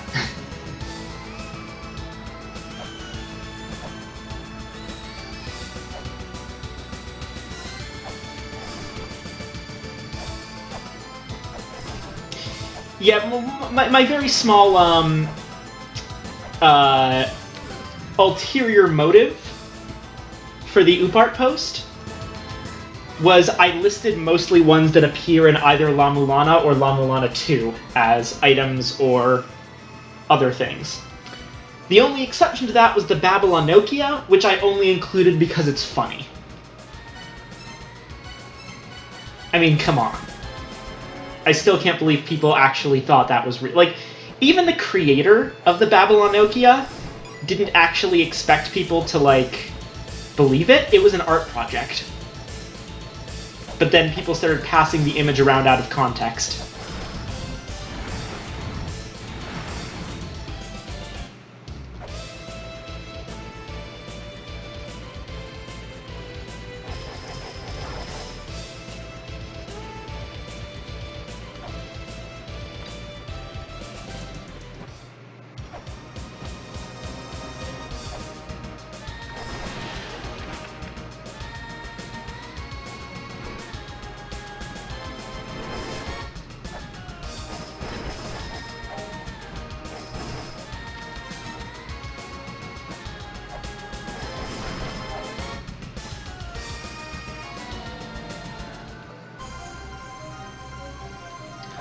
So, we have here a single Ankh Jewel, which is from the Twin Labyrinths. While this is meant to open up the Ankh in the Twin Labyrinths, and we haven't found the Ankh Jewel for the Chamber of Extinction, Chamber of Birth yet, I'm going to just show this one off. If we defeat it, then we'll just have to reverse the way we use the Ankh Jewels. Because this boss is amazing.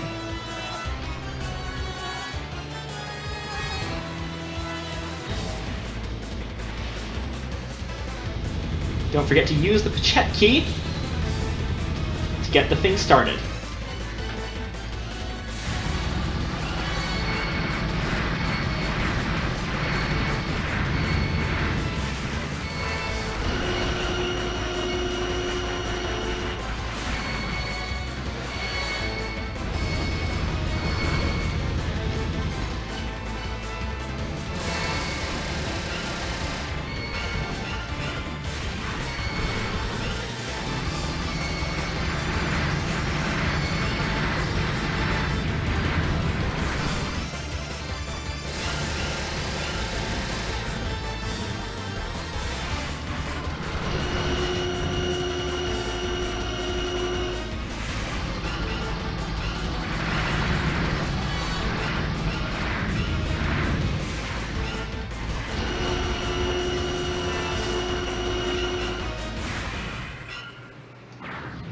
Be very careful, because this guy's going to jump out of his craft and try to take you with him. And if he hits you, it's an instant death.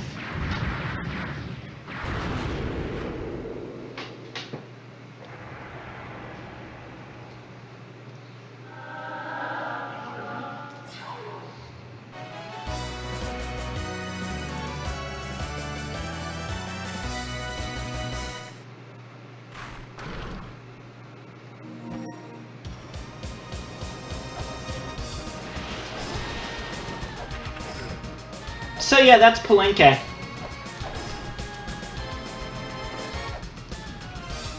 Yeah, he's alright.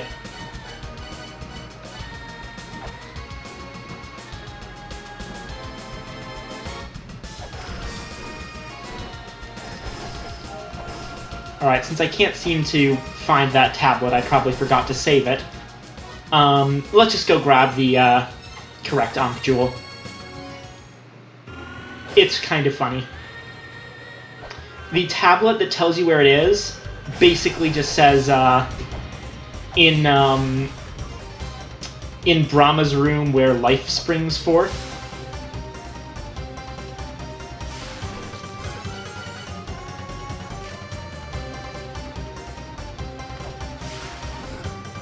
Let's see if it's somewhere in here.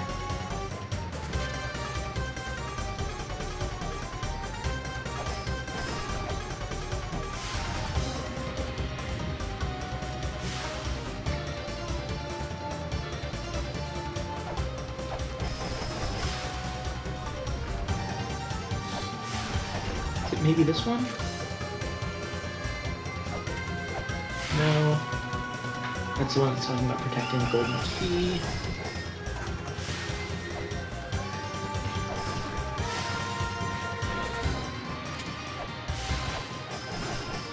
Well, you can just walk into this one.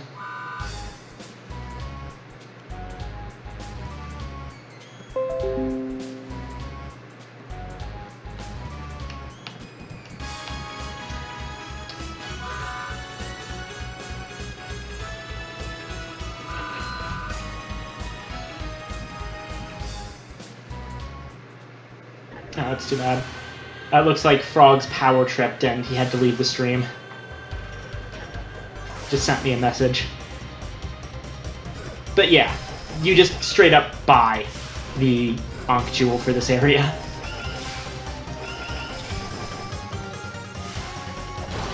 Ow.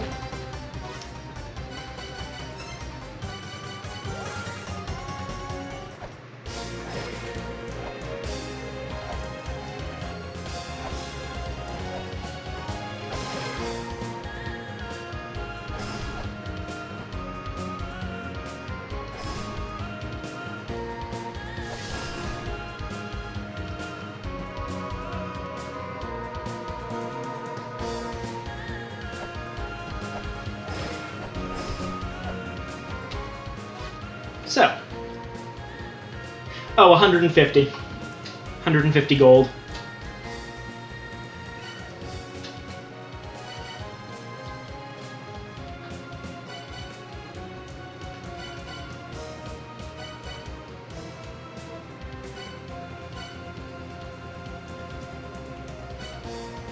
Not really.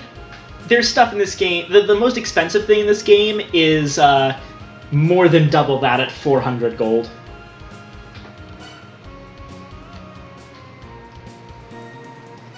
And at this point in the game, you can make money very, very easily.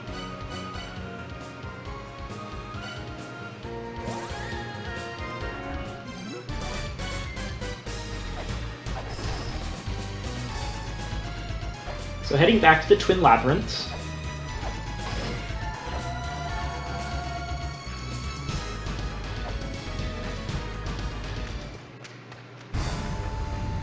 We can make a quick stop in here to read that tablet that we couldn't before.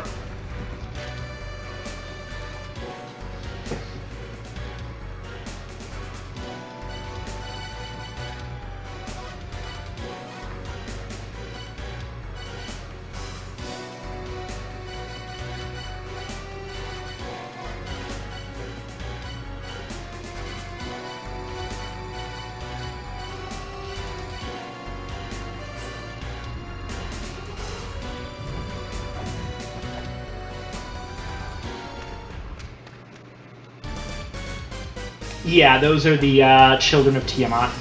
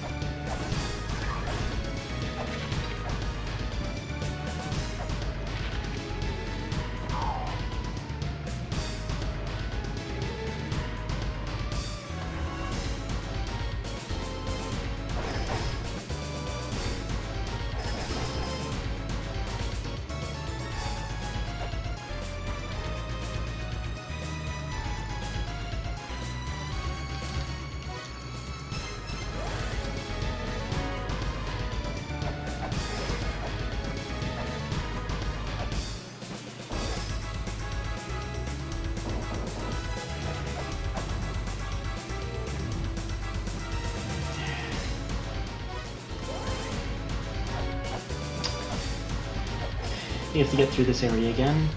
Or... no, there was another way, as I recall. Ugh. Hey again, Frog!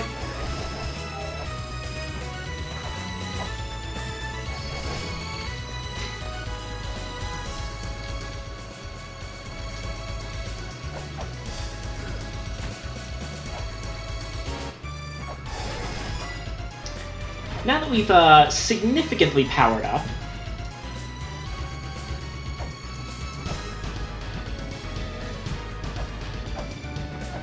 why don't we give... I think you may have missed the entire Palenque boss fight, which is a shame because that's awesome. But on the other hand, you know...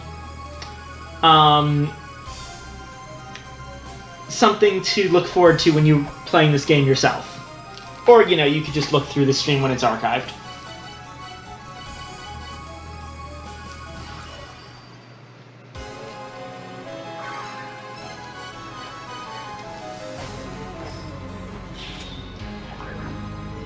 Let's kill Titty Goat again.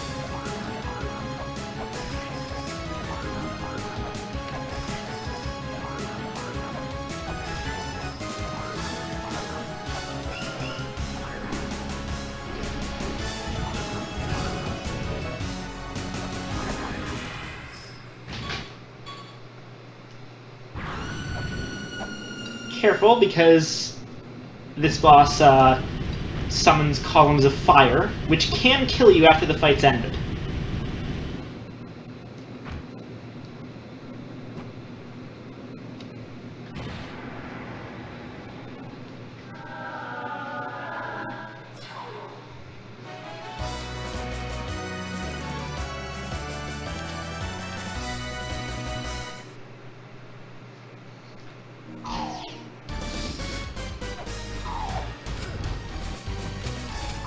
This unlocked a thing, but we won't actually be able to reach it until later.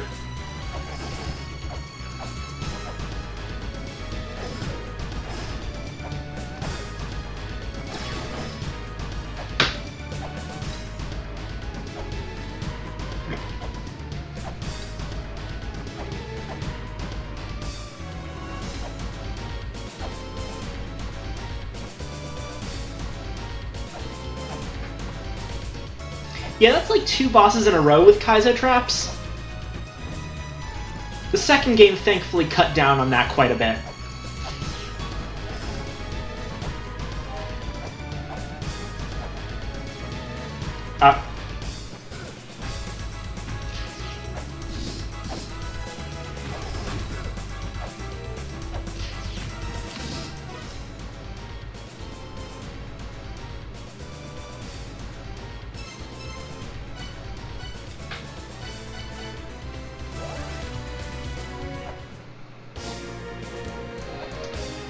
Alrighty, now that I've done basically everything else I can get away with, it's time to bite the bullet and try to get through the dimensional corridor again. I still have a good hour left before the stream's gonna end.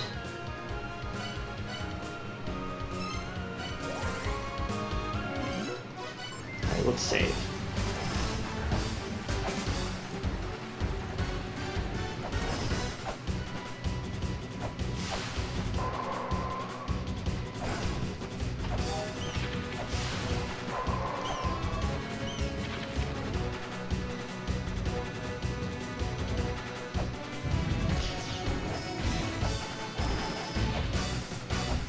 Don't I need the Magatama Jewel to do that?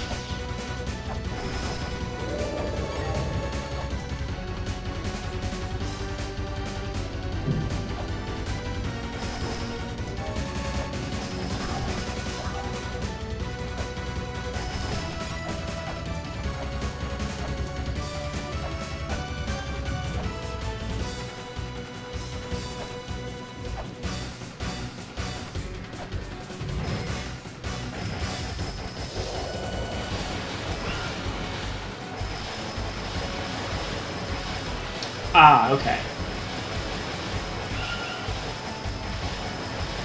Well, this time I have a much better weapon.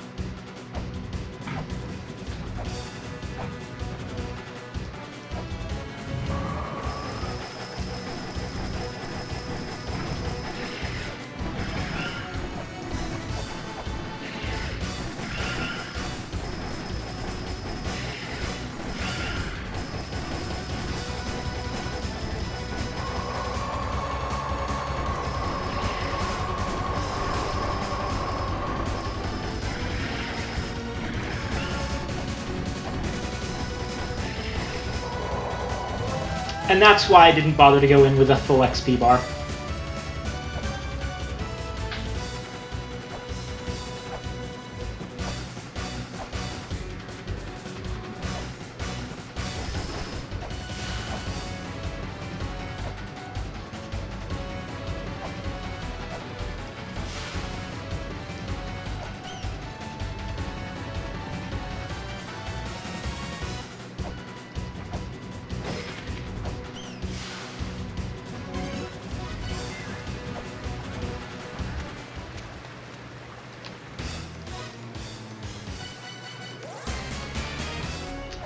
So that said, yeah, it probably actually is a good idea to do that thing that MQ suggested. If I can remember how to actually get in there, which might be more of a challenge than I thought.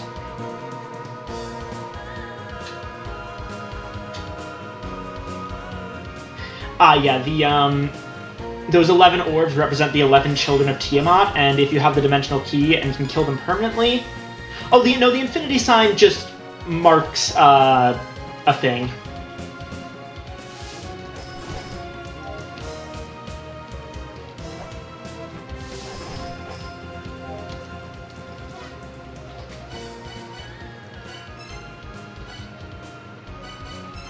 Okay.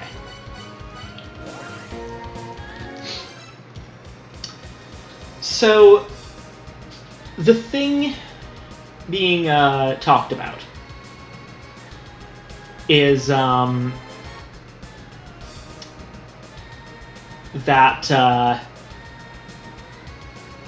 doorway and the purple thing. Oh, the dimensional key is as long as you have it, the bosses are killable. There's one very specific boss that you go through first in the Dimensional Corridor, Gerda Blilu, who has no other bosses you have to kill after her, so you can immediately go back and save. So that's your indicator that the dimensional key is working. So, we're going to need to head to the Chamber of Birth, although I think it's the second half of the Chamber of Birth, which means we can go through here.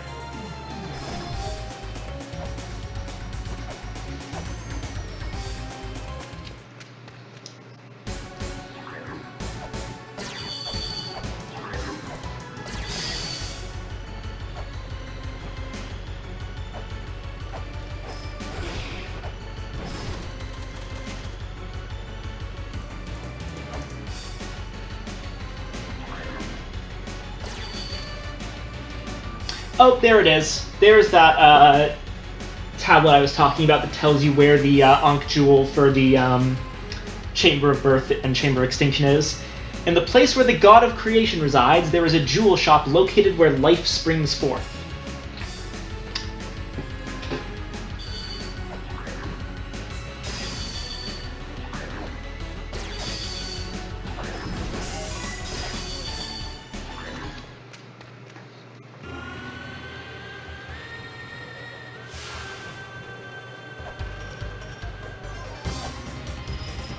So yes, now that we have defeated Palenque, we can go through this door. This takes us to this part. That Ankh is a dirty trap. I will show you why in a moment. But first off, there's something I want to try that I don't think I've tried before. Yep, works on this one too.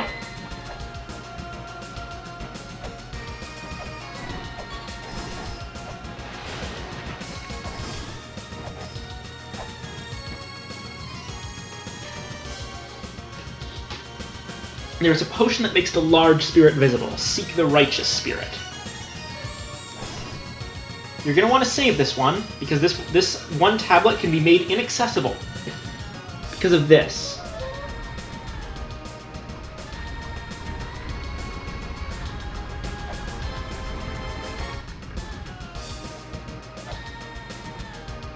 Rip. Oh, hello, Oxhead and Horseface. A boss that is extremely easy for the point of the game in which you fight them.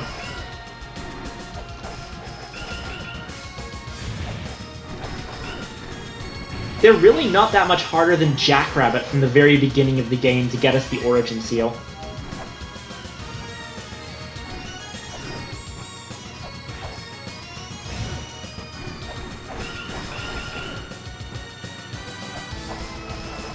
It's not a very good hint, to be perfectly fair. It's a hint that's like given to you multiple times throughout the game in different locations.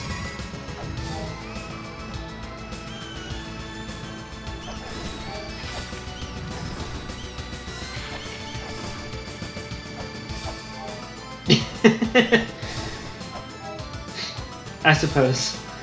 It does look like something else, doesn't it?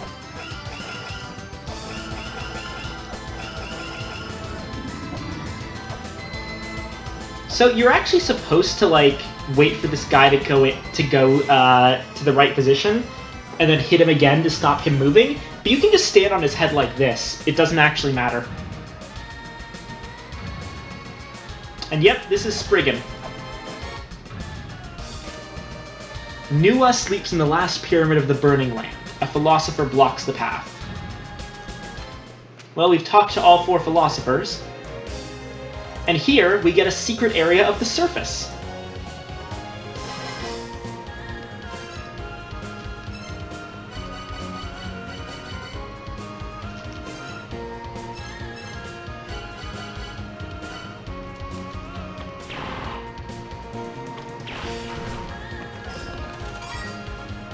Coins.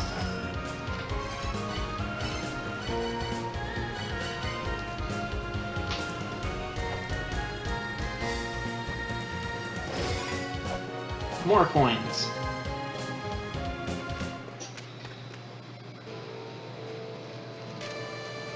The last jewel lies within something. The jewel glows red from within the key to the something.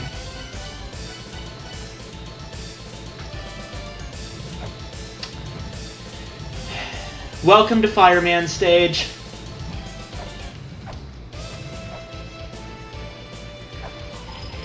Ah, shit.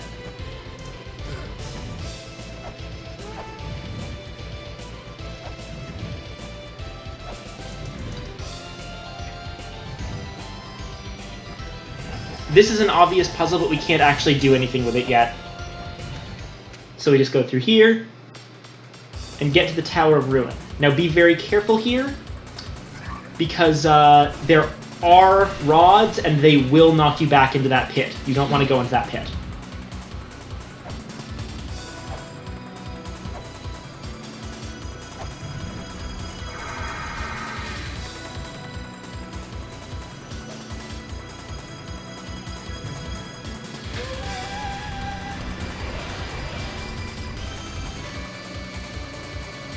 Of course they do. The one who challenges Nua to battle, the one who drives a wedge into the mother as she rests, that thou art the chosen one, we pray.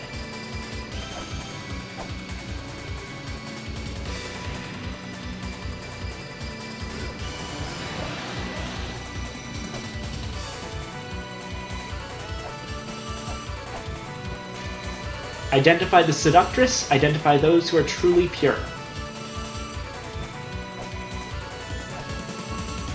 As you can see, we're actually directly on top of the Grail Point.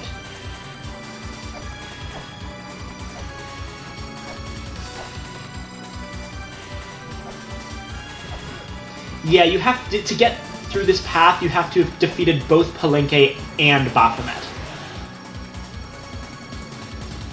At this point, we've defeated 7 of 8 Guardians. The only one left is Tiamat. Ah, but there's a thing here. Thing we can scan with Snapshot.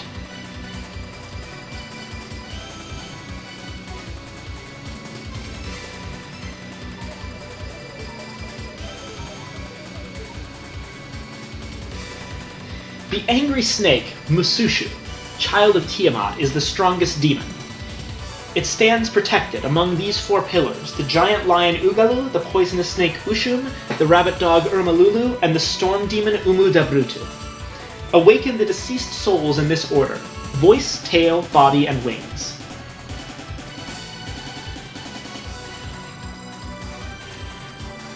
That is a very important tablet for a puzzle that is damn near impossible without figuring that out.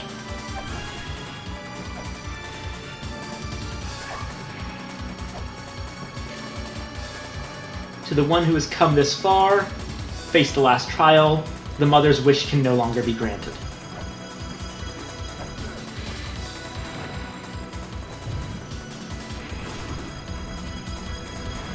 And now we're just opening up shortcuts to get back here more easily.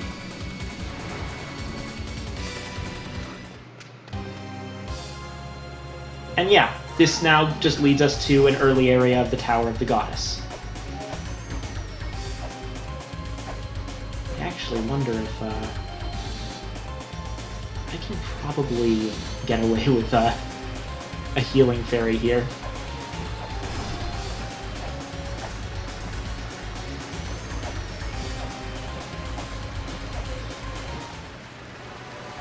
The wall beneath the ruined door.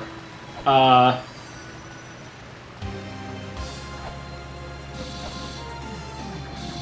you mean that wall? I didn't even know it broke.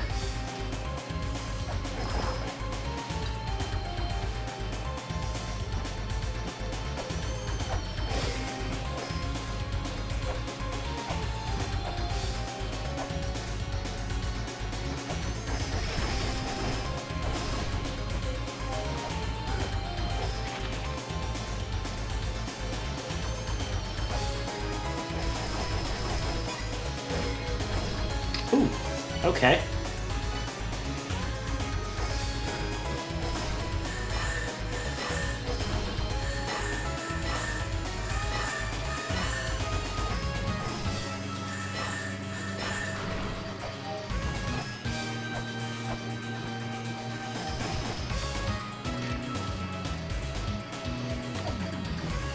What?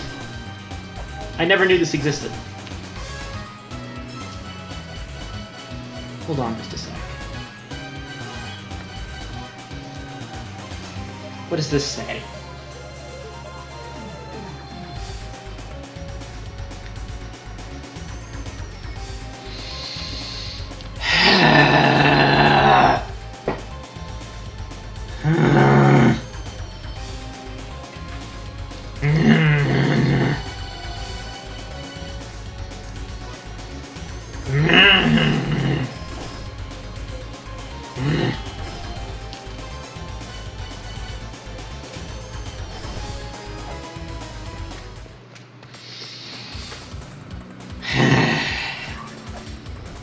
It basically warns you about that one puzzle that I mentioned in the way to this entire sub-area.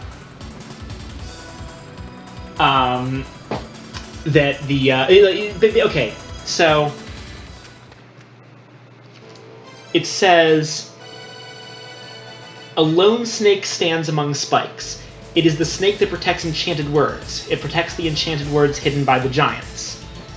They're talking about this snake, and I'm an idiot.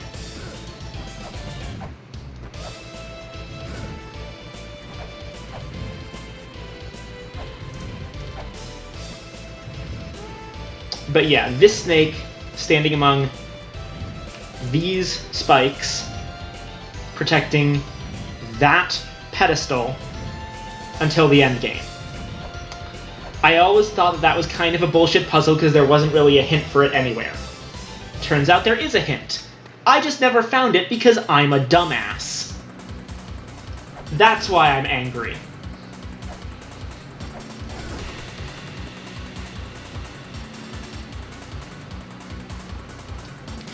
You know, I should probably heal up a bit more and do a proper save before I try to fight Nuwa.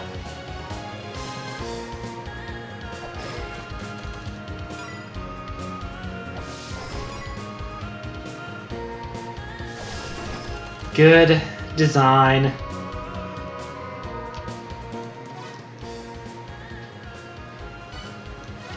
Oh, right, I forgot to re-equip the thing that lets me warp.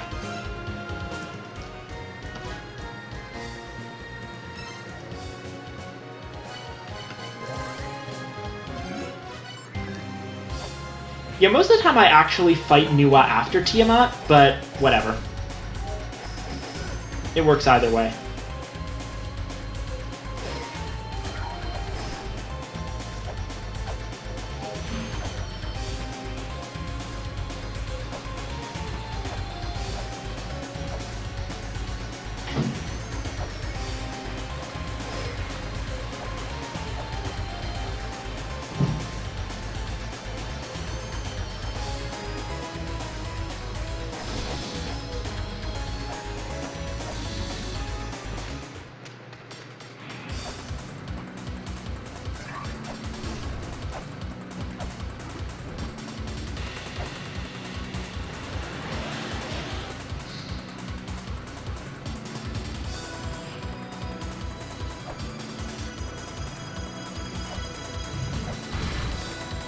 This is Nuwa.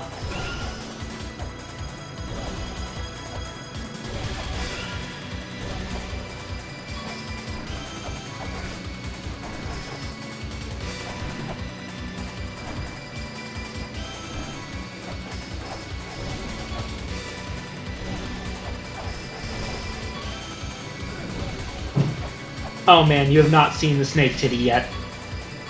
This is Snake Titty Light. There's so much more Snake Titty. Just wait until Tiamat.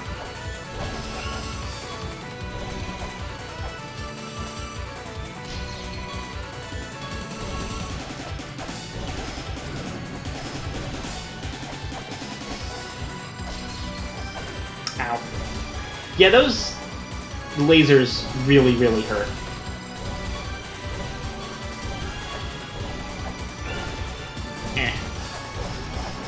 Bullet hell!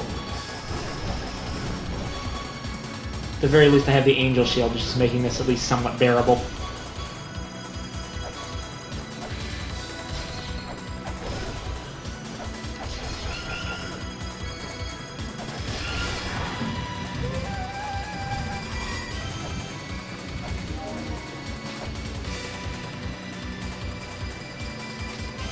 Her weapon's a bendy straw because, I don't know. I honestly have no idea what that weapon was supposed to be. It's like a wand of some sort? Anyway, let's open the cursed chest. And get the Jed Pillar. At the moment, we can hold up the Jed Pillar. Doesn't really do anything. Okay, now we actually have no choice but to continue the Dimensional Corridor.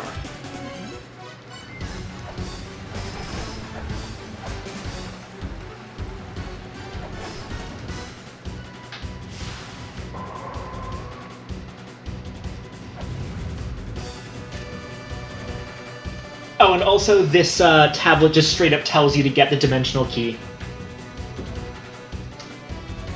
The place that eternally connects to the place where life is born with no end. Thrust infinity there. AKA, the bottomless pit in the Chamber of Birth. Hold up the Endless Key.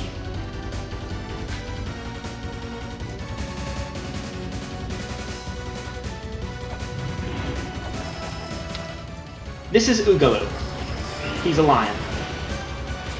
He's nothing really special.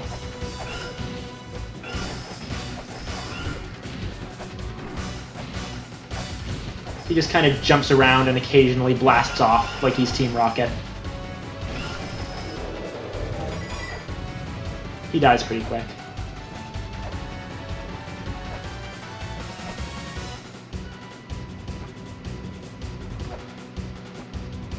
This is Ushum's room, but there's no one in it at the moment. This is because that's a dirty trick. Road to treasure. We're going to be saving that. It looks like the location of the last life jewel, or sacred ore. 2 vessels.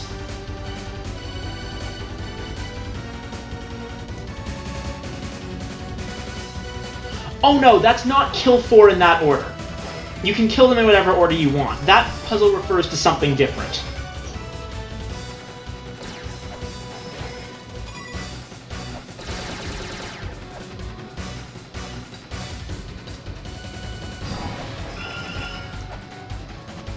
This guy's kind of a fuck. He's Lahamu, but he's quite doable. Especially if you're incredibly overpowered like me.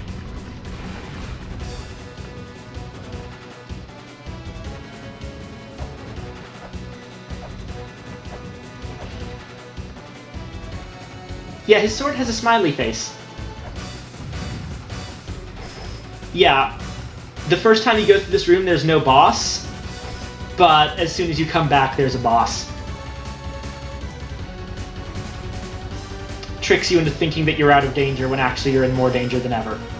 Except that this guy sucks and is a cakewalk.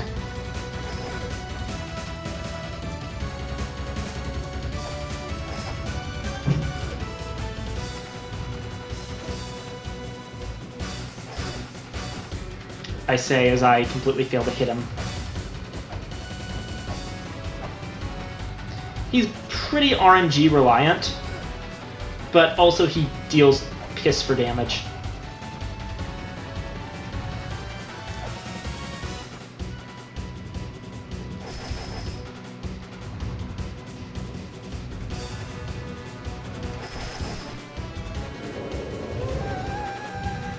Oh, his joy, his experience and treasure spawned off-screen.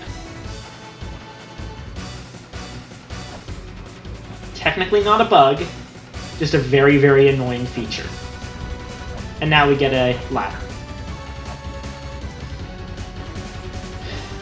So, we have defeated 9 of 11. of Tiamat's children.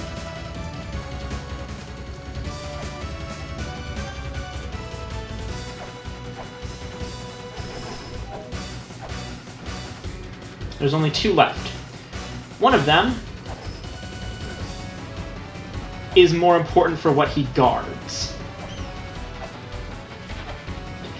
Where was Bayo? I never remember what room it's actually in. I think this one? I'll just keep checking the rooms. Let's turn off. I can't use the grill in here anyway, so Mirai goes off. Okay, left of Tiamat.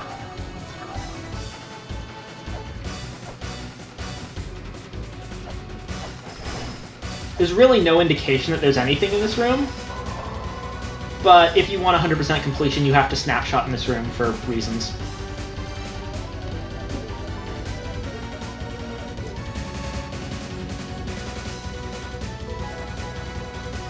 And we get Bayo La Mulana. What does it do? Well, it gives access to the rest of the music. This is all the music in the game.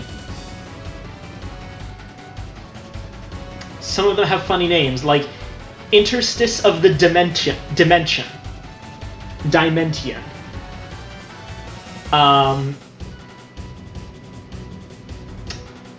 That's actually the music we're listening to right now. No, it's not. It's a music we haven't heard yet. Sabat is Baphomet's music. Song of Curry is the Chamber of Birth, etc., etc.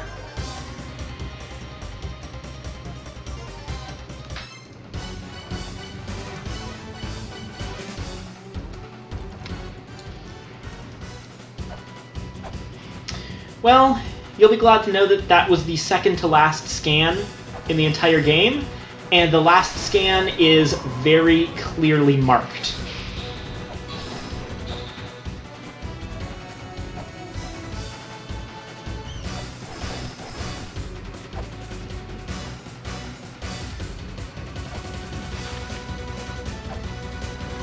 Yeah, that's kind of what I thought, but it doesn't really indicate, like, normally a little box pops up around what you're actually scanning when you use it, but it doesn't pop up around those things, so I don't really know what the deal is.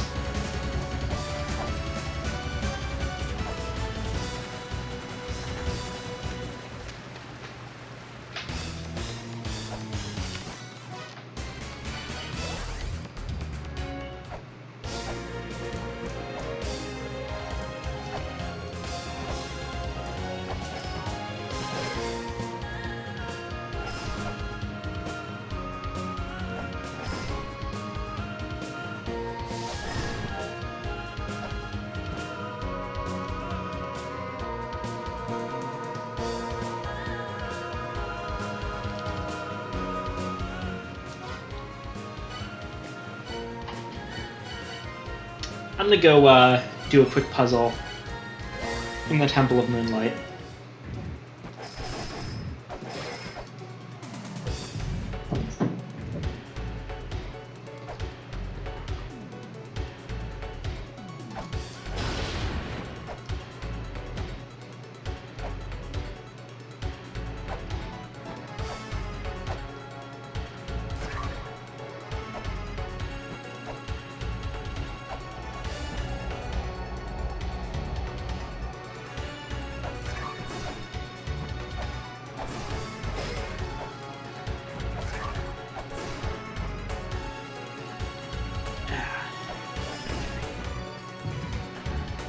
I opened up this area earlier. This is a pretty tricky puzzle involving rolling bombs. Important, important, important. Don't miss. The Guardian protects something else. There will be a wedge there. 8 wedges will give form to the soul. So, first thing you have to do, equip your bombs. Second thing, roll a bomb right there.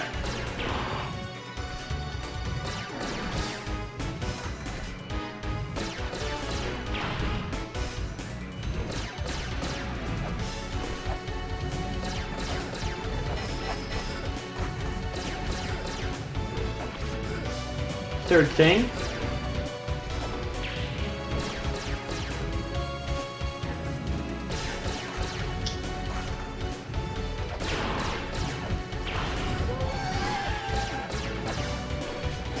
do that.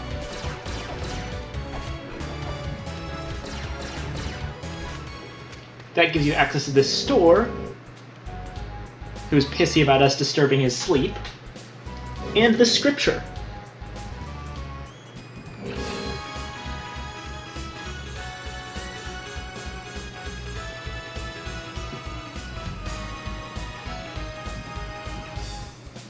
Oh shit, yeah, I forgot the ring.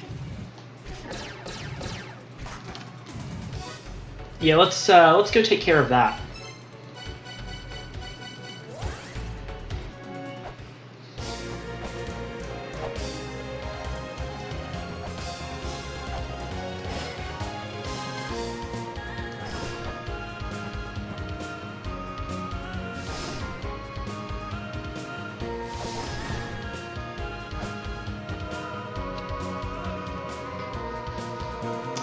So what the scripture does is bats no longer damage us.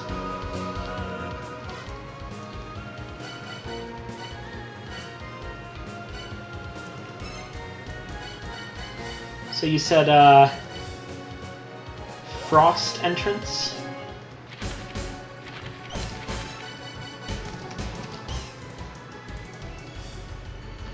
I don't remember where that connects to the Twin Labyrinths.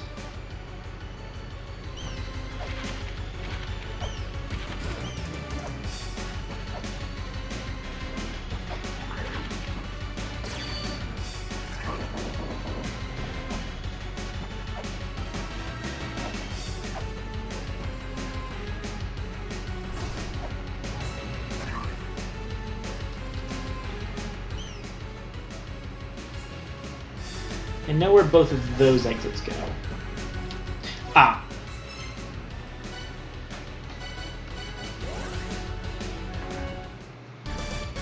First entrance, okay.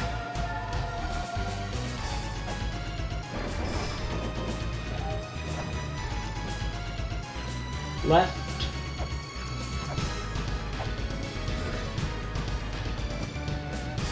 Left. Down, left.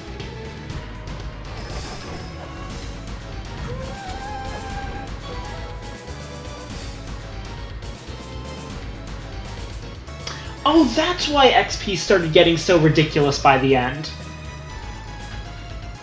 And yeah, here we have the ring. What the ring does is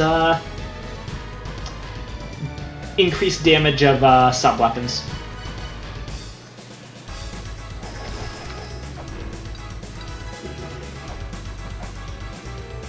Yeah, even I didn't know about that effect of the scripture.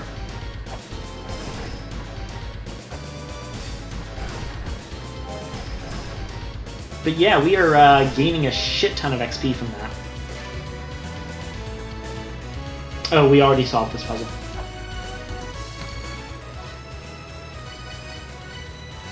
Okay. Important question. Do we have our Lamp of Time charged? Yes, we do.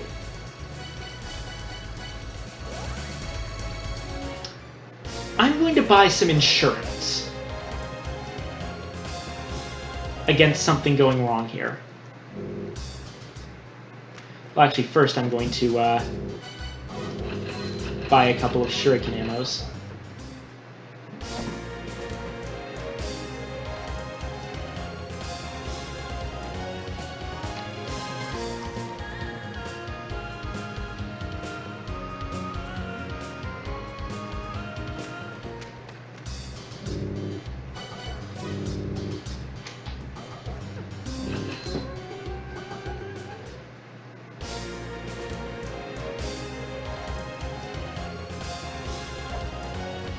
Oh, I didn't know it actually changed the properties of weapons as well. That's actually pretty cool. Yes, the pistol that I just got. The pistol is essentially a cheat weapon. It starts off with 6 shots, ammo is prohibitively expensive, and it deals a shit ton of damage to most things. Before I got really good at this game, I would usually use the pistol to cheese V.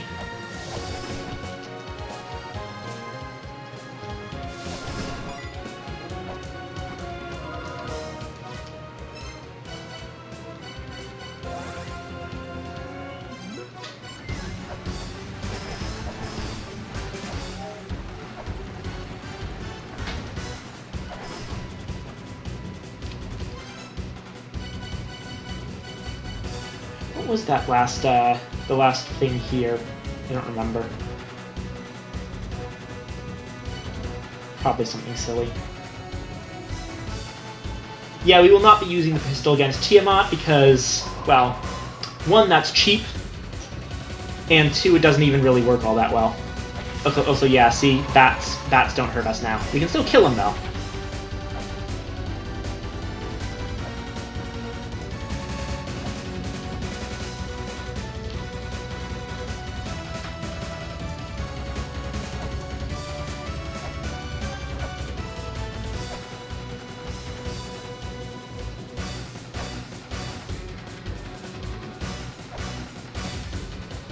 Okay.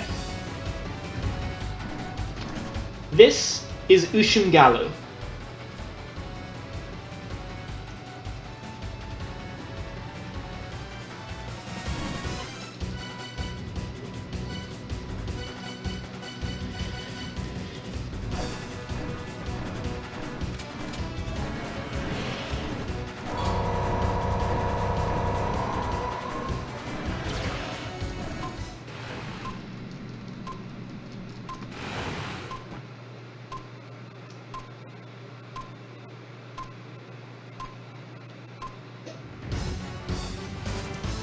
Okay.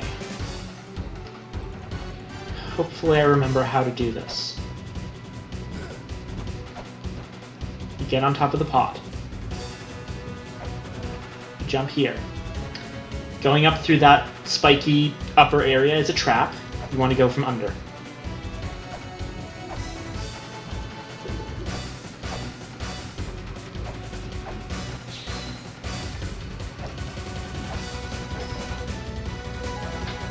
Get the Sacred Orb.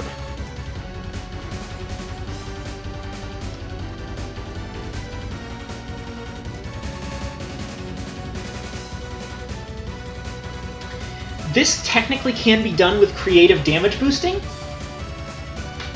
but the easiest way to do this is by stopping time and swimming up the waterfall. Alright, now let's actually go beat this thing.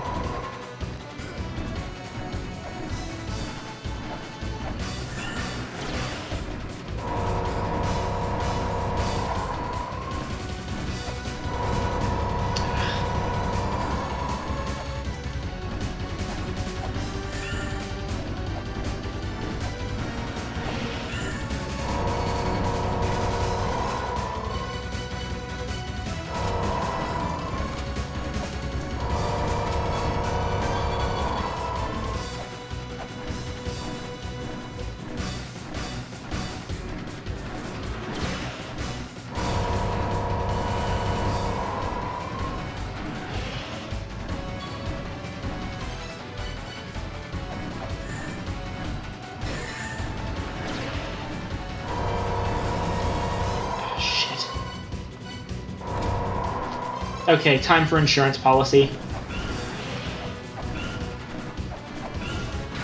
Oh!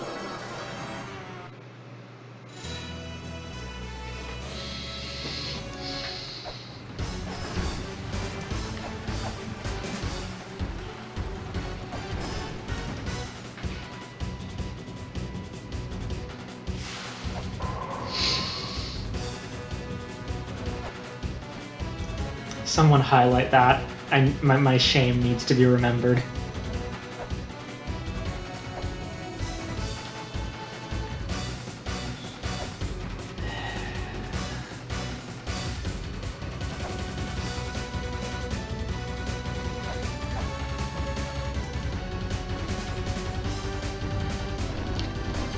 Okay. At least we get our length of time back.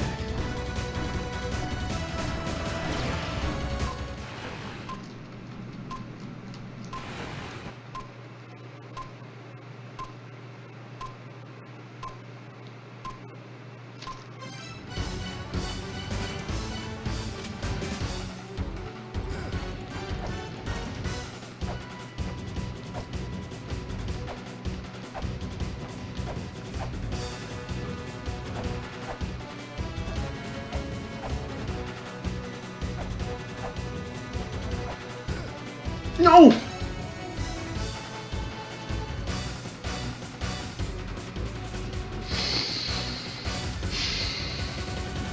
Okay.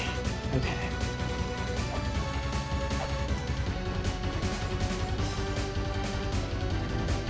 Thankfully that works.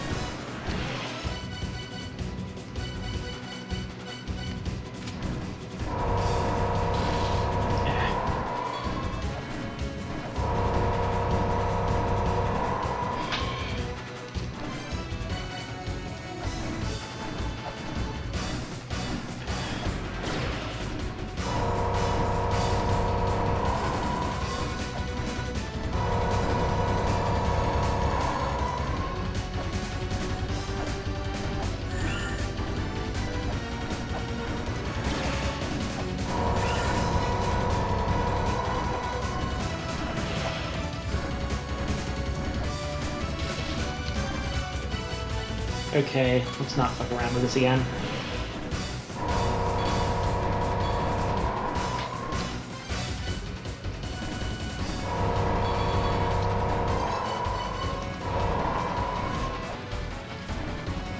This is honestly, shurikens from a raised platform is probably the easiest way to do this. The chakram does do more damage, but it's a bit more finicky.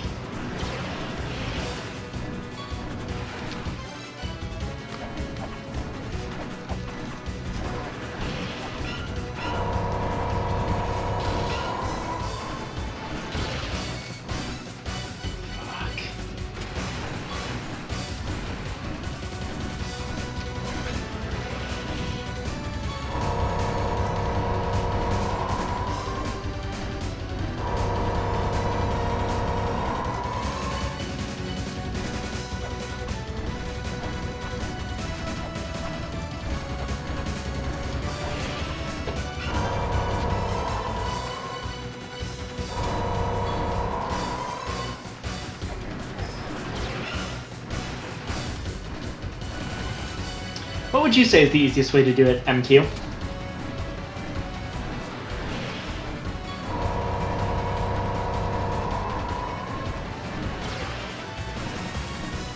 Oh, I see. You're responding to business, not me. Okay.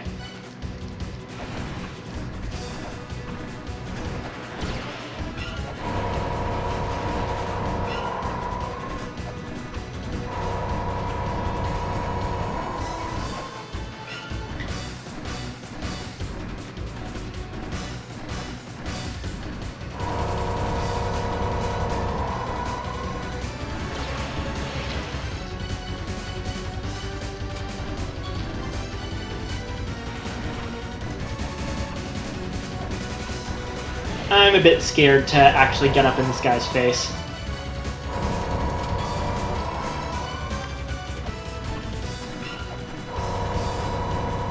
Oh!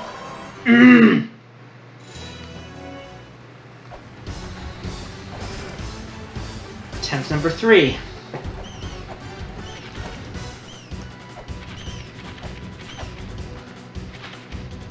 Okay, I need to stop trying to use the Chakram because clearly it's not working.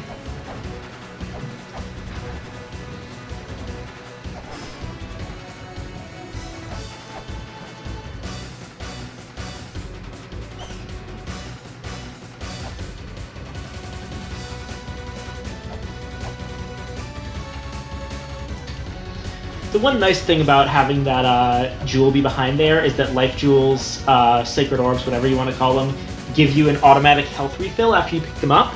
So no matter what, you're going to be going into this fight with full health.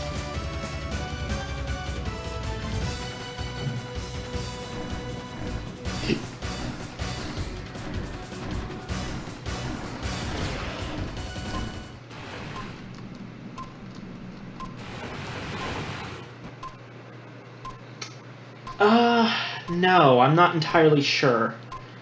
I know I got the 4 from the first 4 areas. I definitely got the one from outside.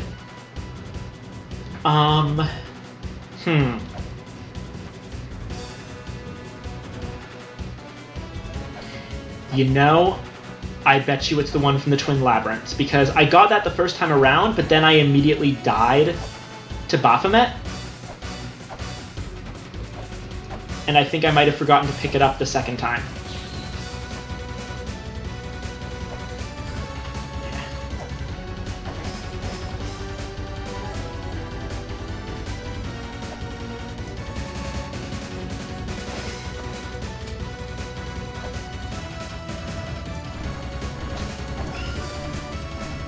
Alright, let's try your strategy, MQ.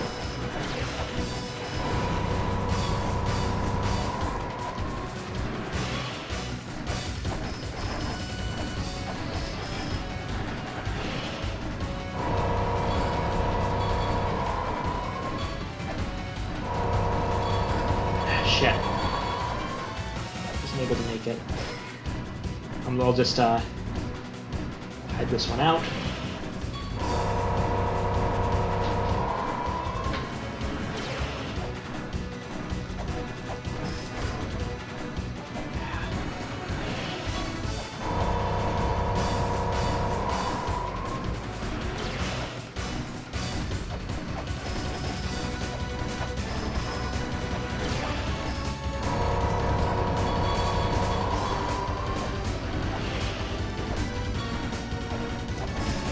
There we go.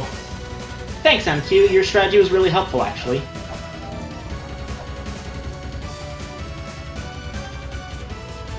I did. Let's at least check. I did grab it at least once. I just don't know if I did... Okay, so if it's not that, I definitely got the one in...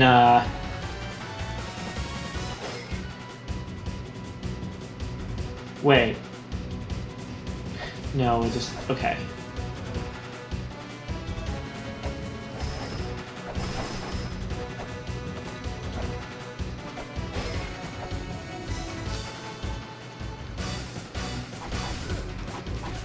I just switched to the knife for some reason.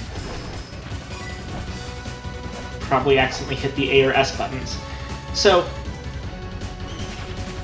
there's actually buttons that cycle through your various weapons and sub-weapons. I very rarely use them because they're a bit imprecise. They're probably better for speedrunners who don't want to be pausing the game all the time.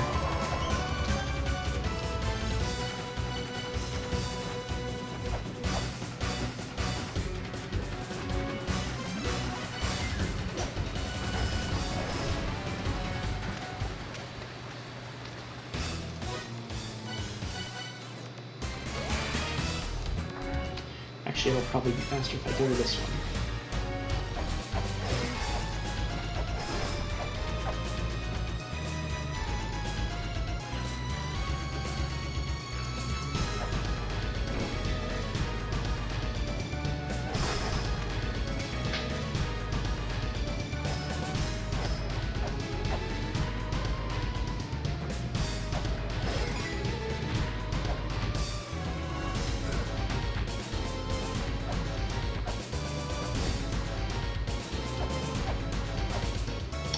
Yeah, that definitely looks like I've already grabbed the Twin Labyrinth's Life Jewel. Alright, we just did the Dimensional Corridor, Endless Corridor Life Jewel. We just checked the Twin Labyrinths. Did I get the one in the Chamber of Extinction?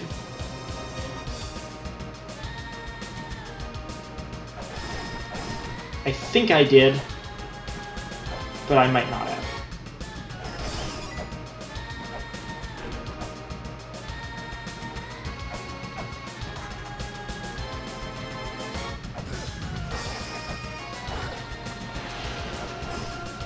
Yeah, I did, didn't I?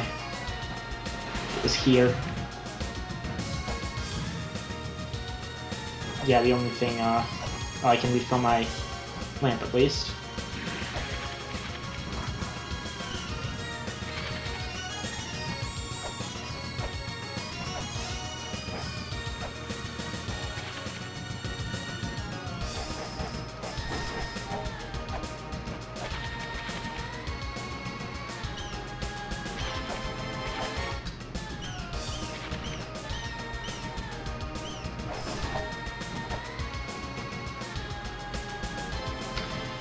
Yeah, actually, I think it might be spring.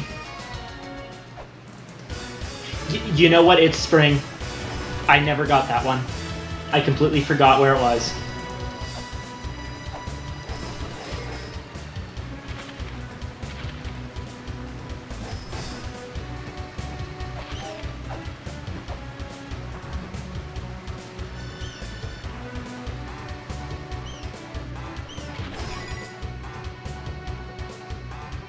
Yep.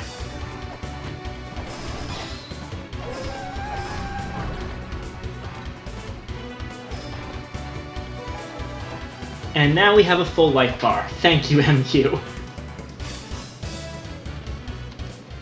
Alright. So before I have to get off at around 5,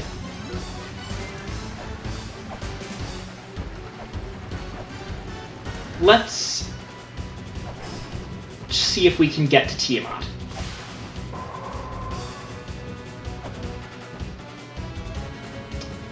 Alright, so here's where we have to actually do that puzzle. Oogaloo's body, Lulu's voice, Debrutu's wings, and Ushum's tail.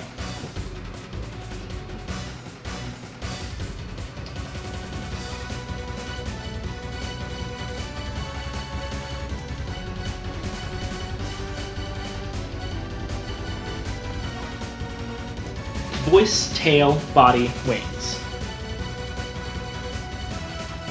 So, Lulu, Ushum,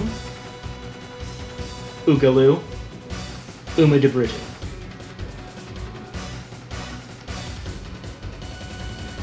And there's one more thing.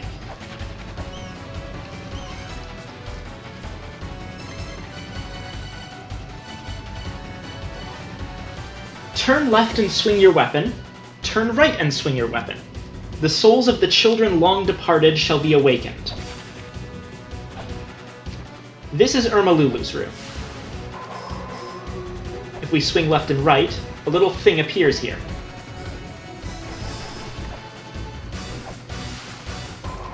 We basically just have to do this in their 4 rooms in the proper order.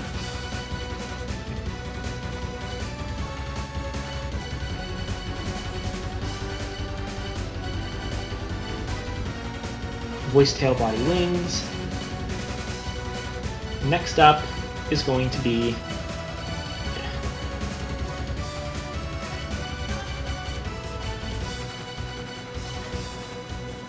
Ushum, then Oogaloo.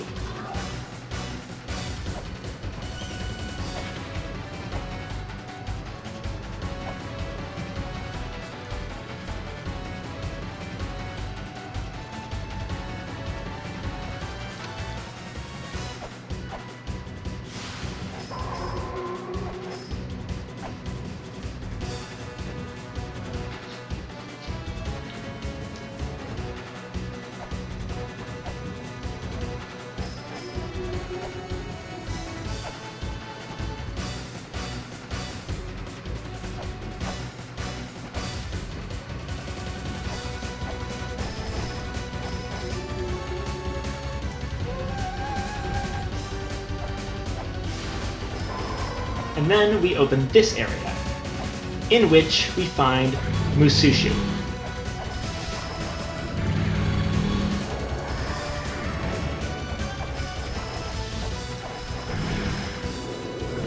Musushi's pretty easy.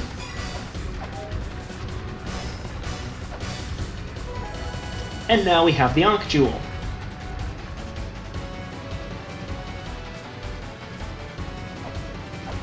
And also the Ankh.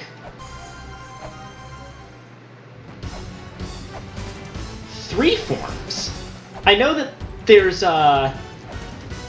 2 forms, because the other one is somewhere we might not talk about. Oh yes, no, don't worry. I plan to beat Tiamat before the stream ends.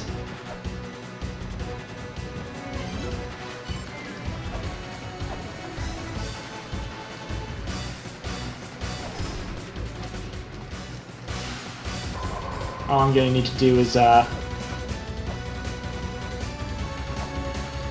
out of here real quick. Oh, he has a different form on hard? Okay, that makes a lot of sense.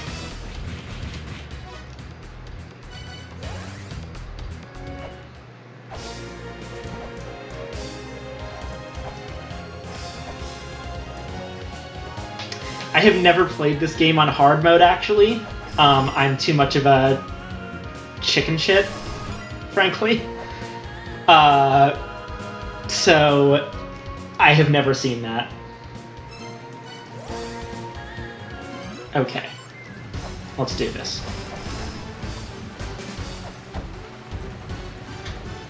We still have like 8 minutes. I can beat Tiamat in 8 minutes.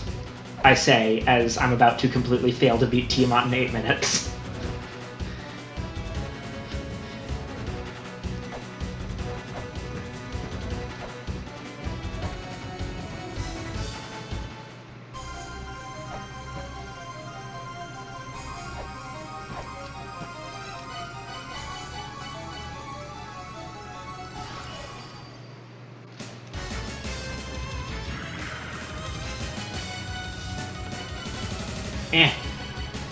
There we go.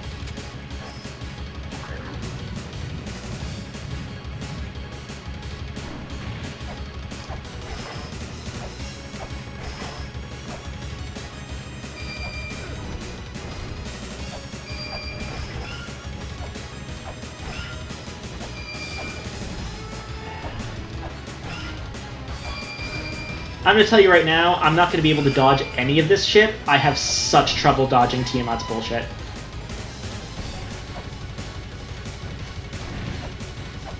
Tiamat gets progressively angrier as the fight goes on.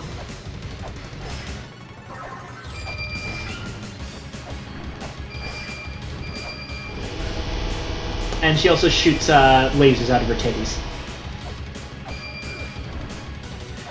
This is an annoying attack that slams water. You just have to hide under one of the platforms.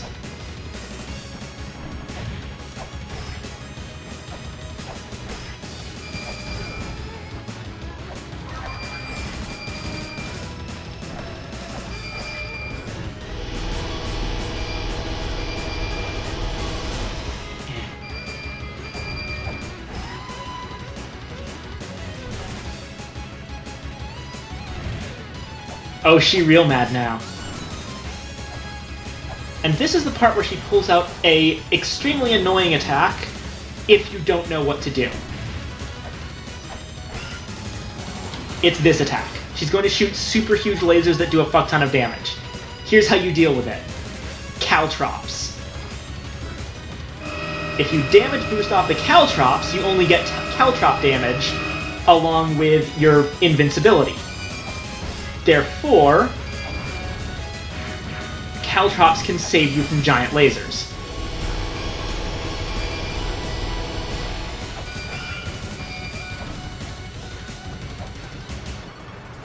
It's the one time in the game Caltrops are actually useful.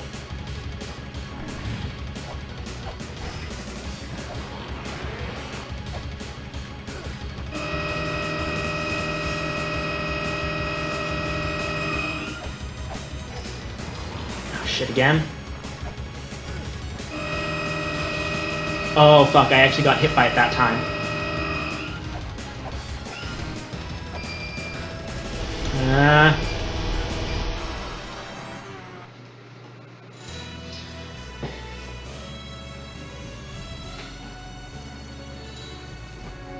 One more shot.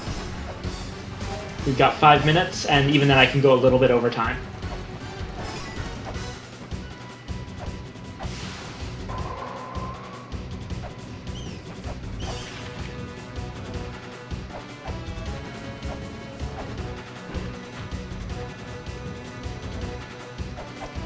Technically, the axe is easier to hit her with, but also does less damage, as MQ pointed out.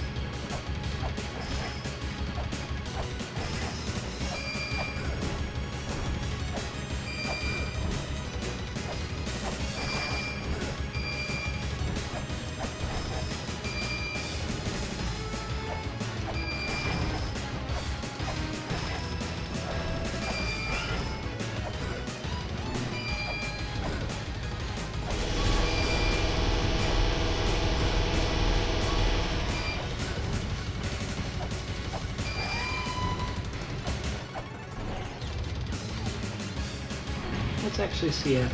Yeah, no, you... Approaching her from there is actually kind of a bad idea.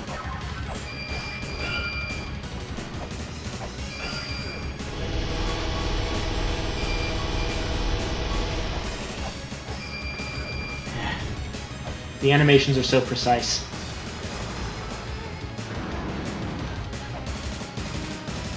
I'm gonna cheese a little bit of this.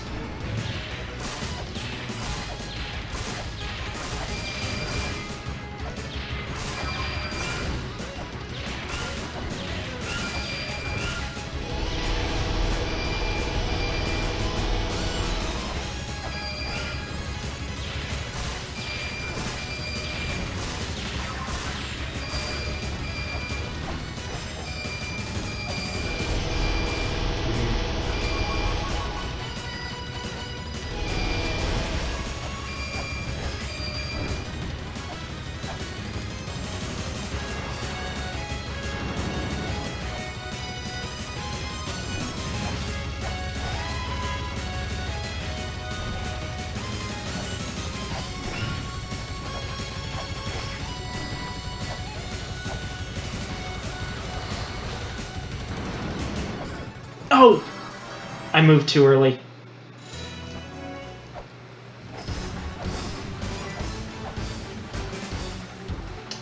Damn it, I am not ending this stream until I beat Tiamat for your viewing pleasure.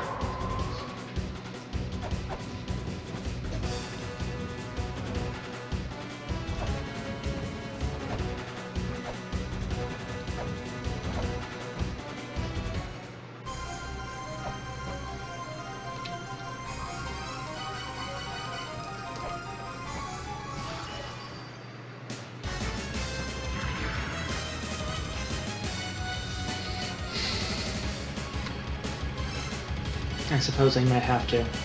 Okay, take Mirai off. Add Death Village.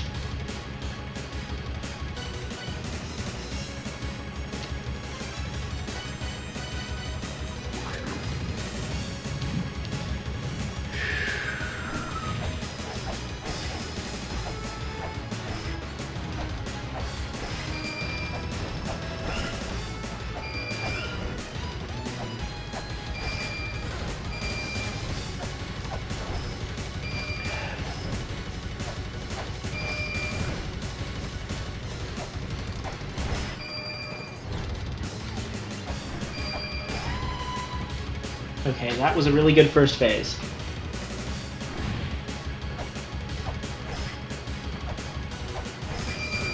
You have to jump at the exact top arc of your first jump. in order to actually hit her with the whip.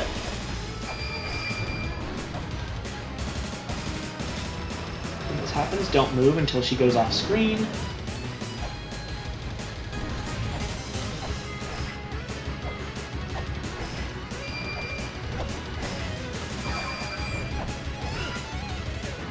Oh, that was a lucky damage boost. I got damage boosted mid-hit.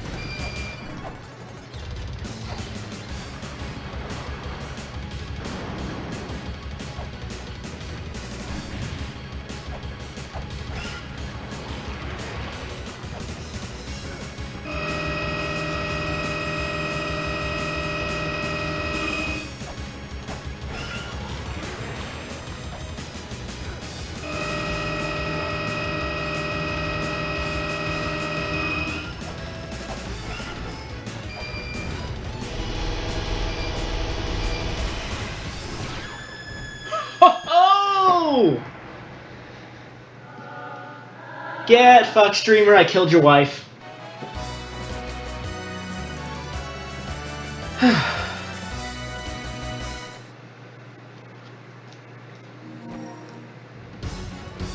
couple things happen for killing Tiamat.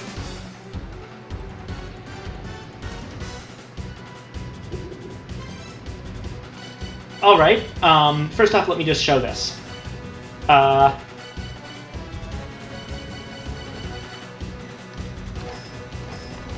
first thing you're going to want to do is pick up the Magatama Jewel here.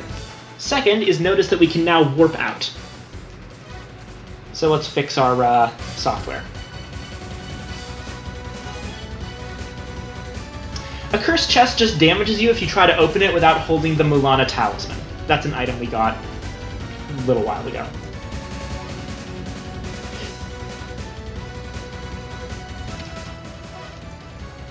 So now we can warp out.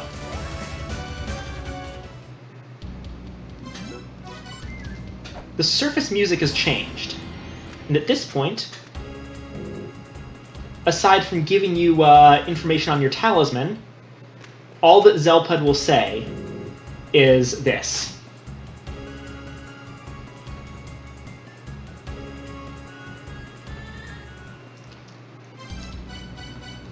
Okay, it's inside the Moonlight Pyramid.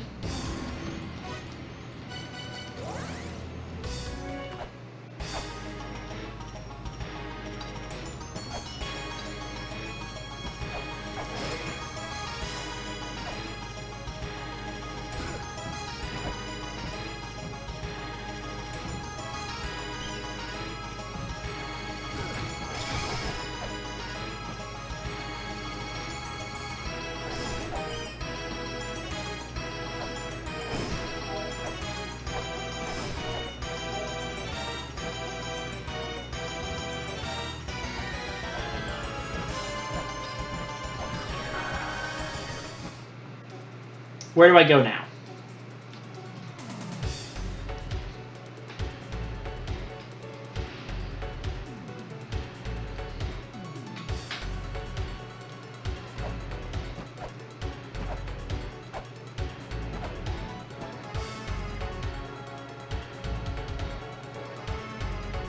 Bottom right corner.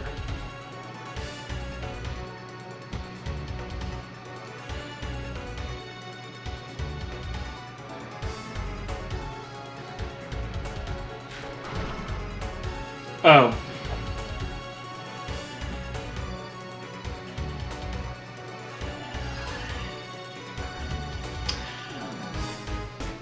Okay.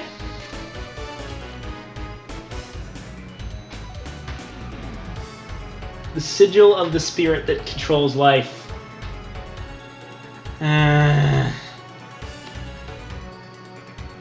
Okay, but like this is the much less fun way to solve that puzzle. Ah well, I'll save it anyway, but...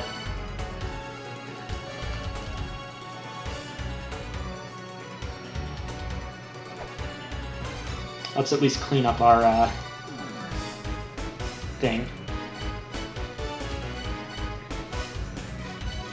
We don't need this, this,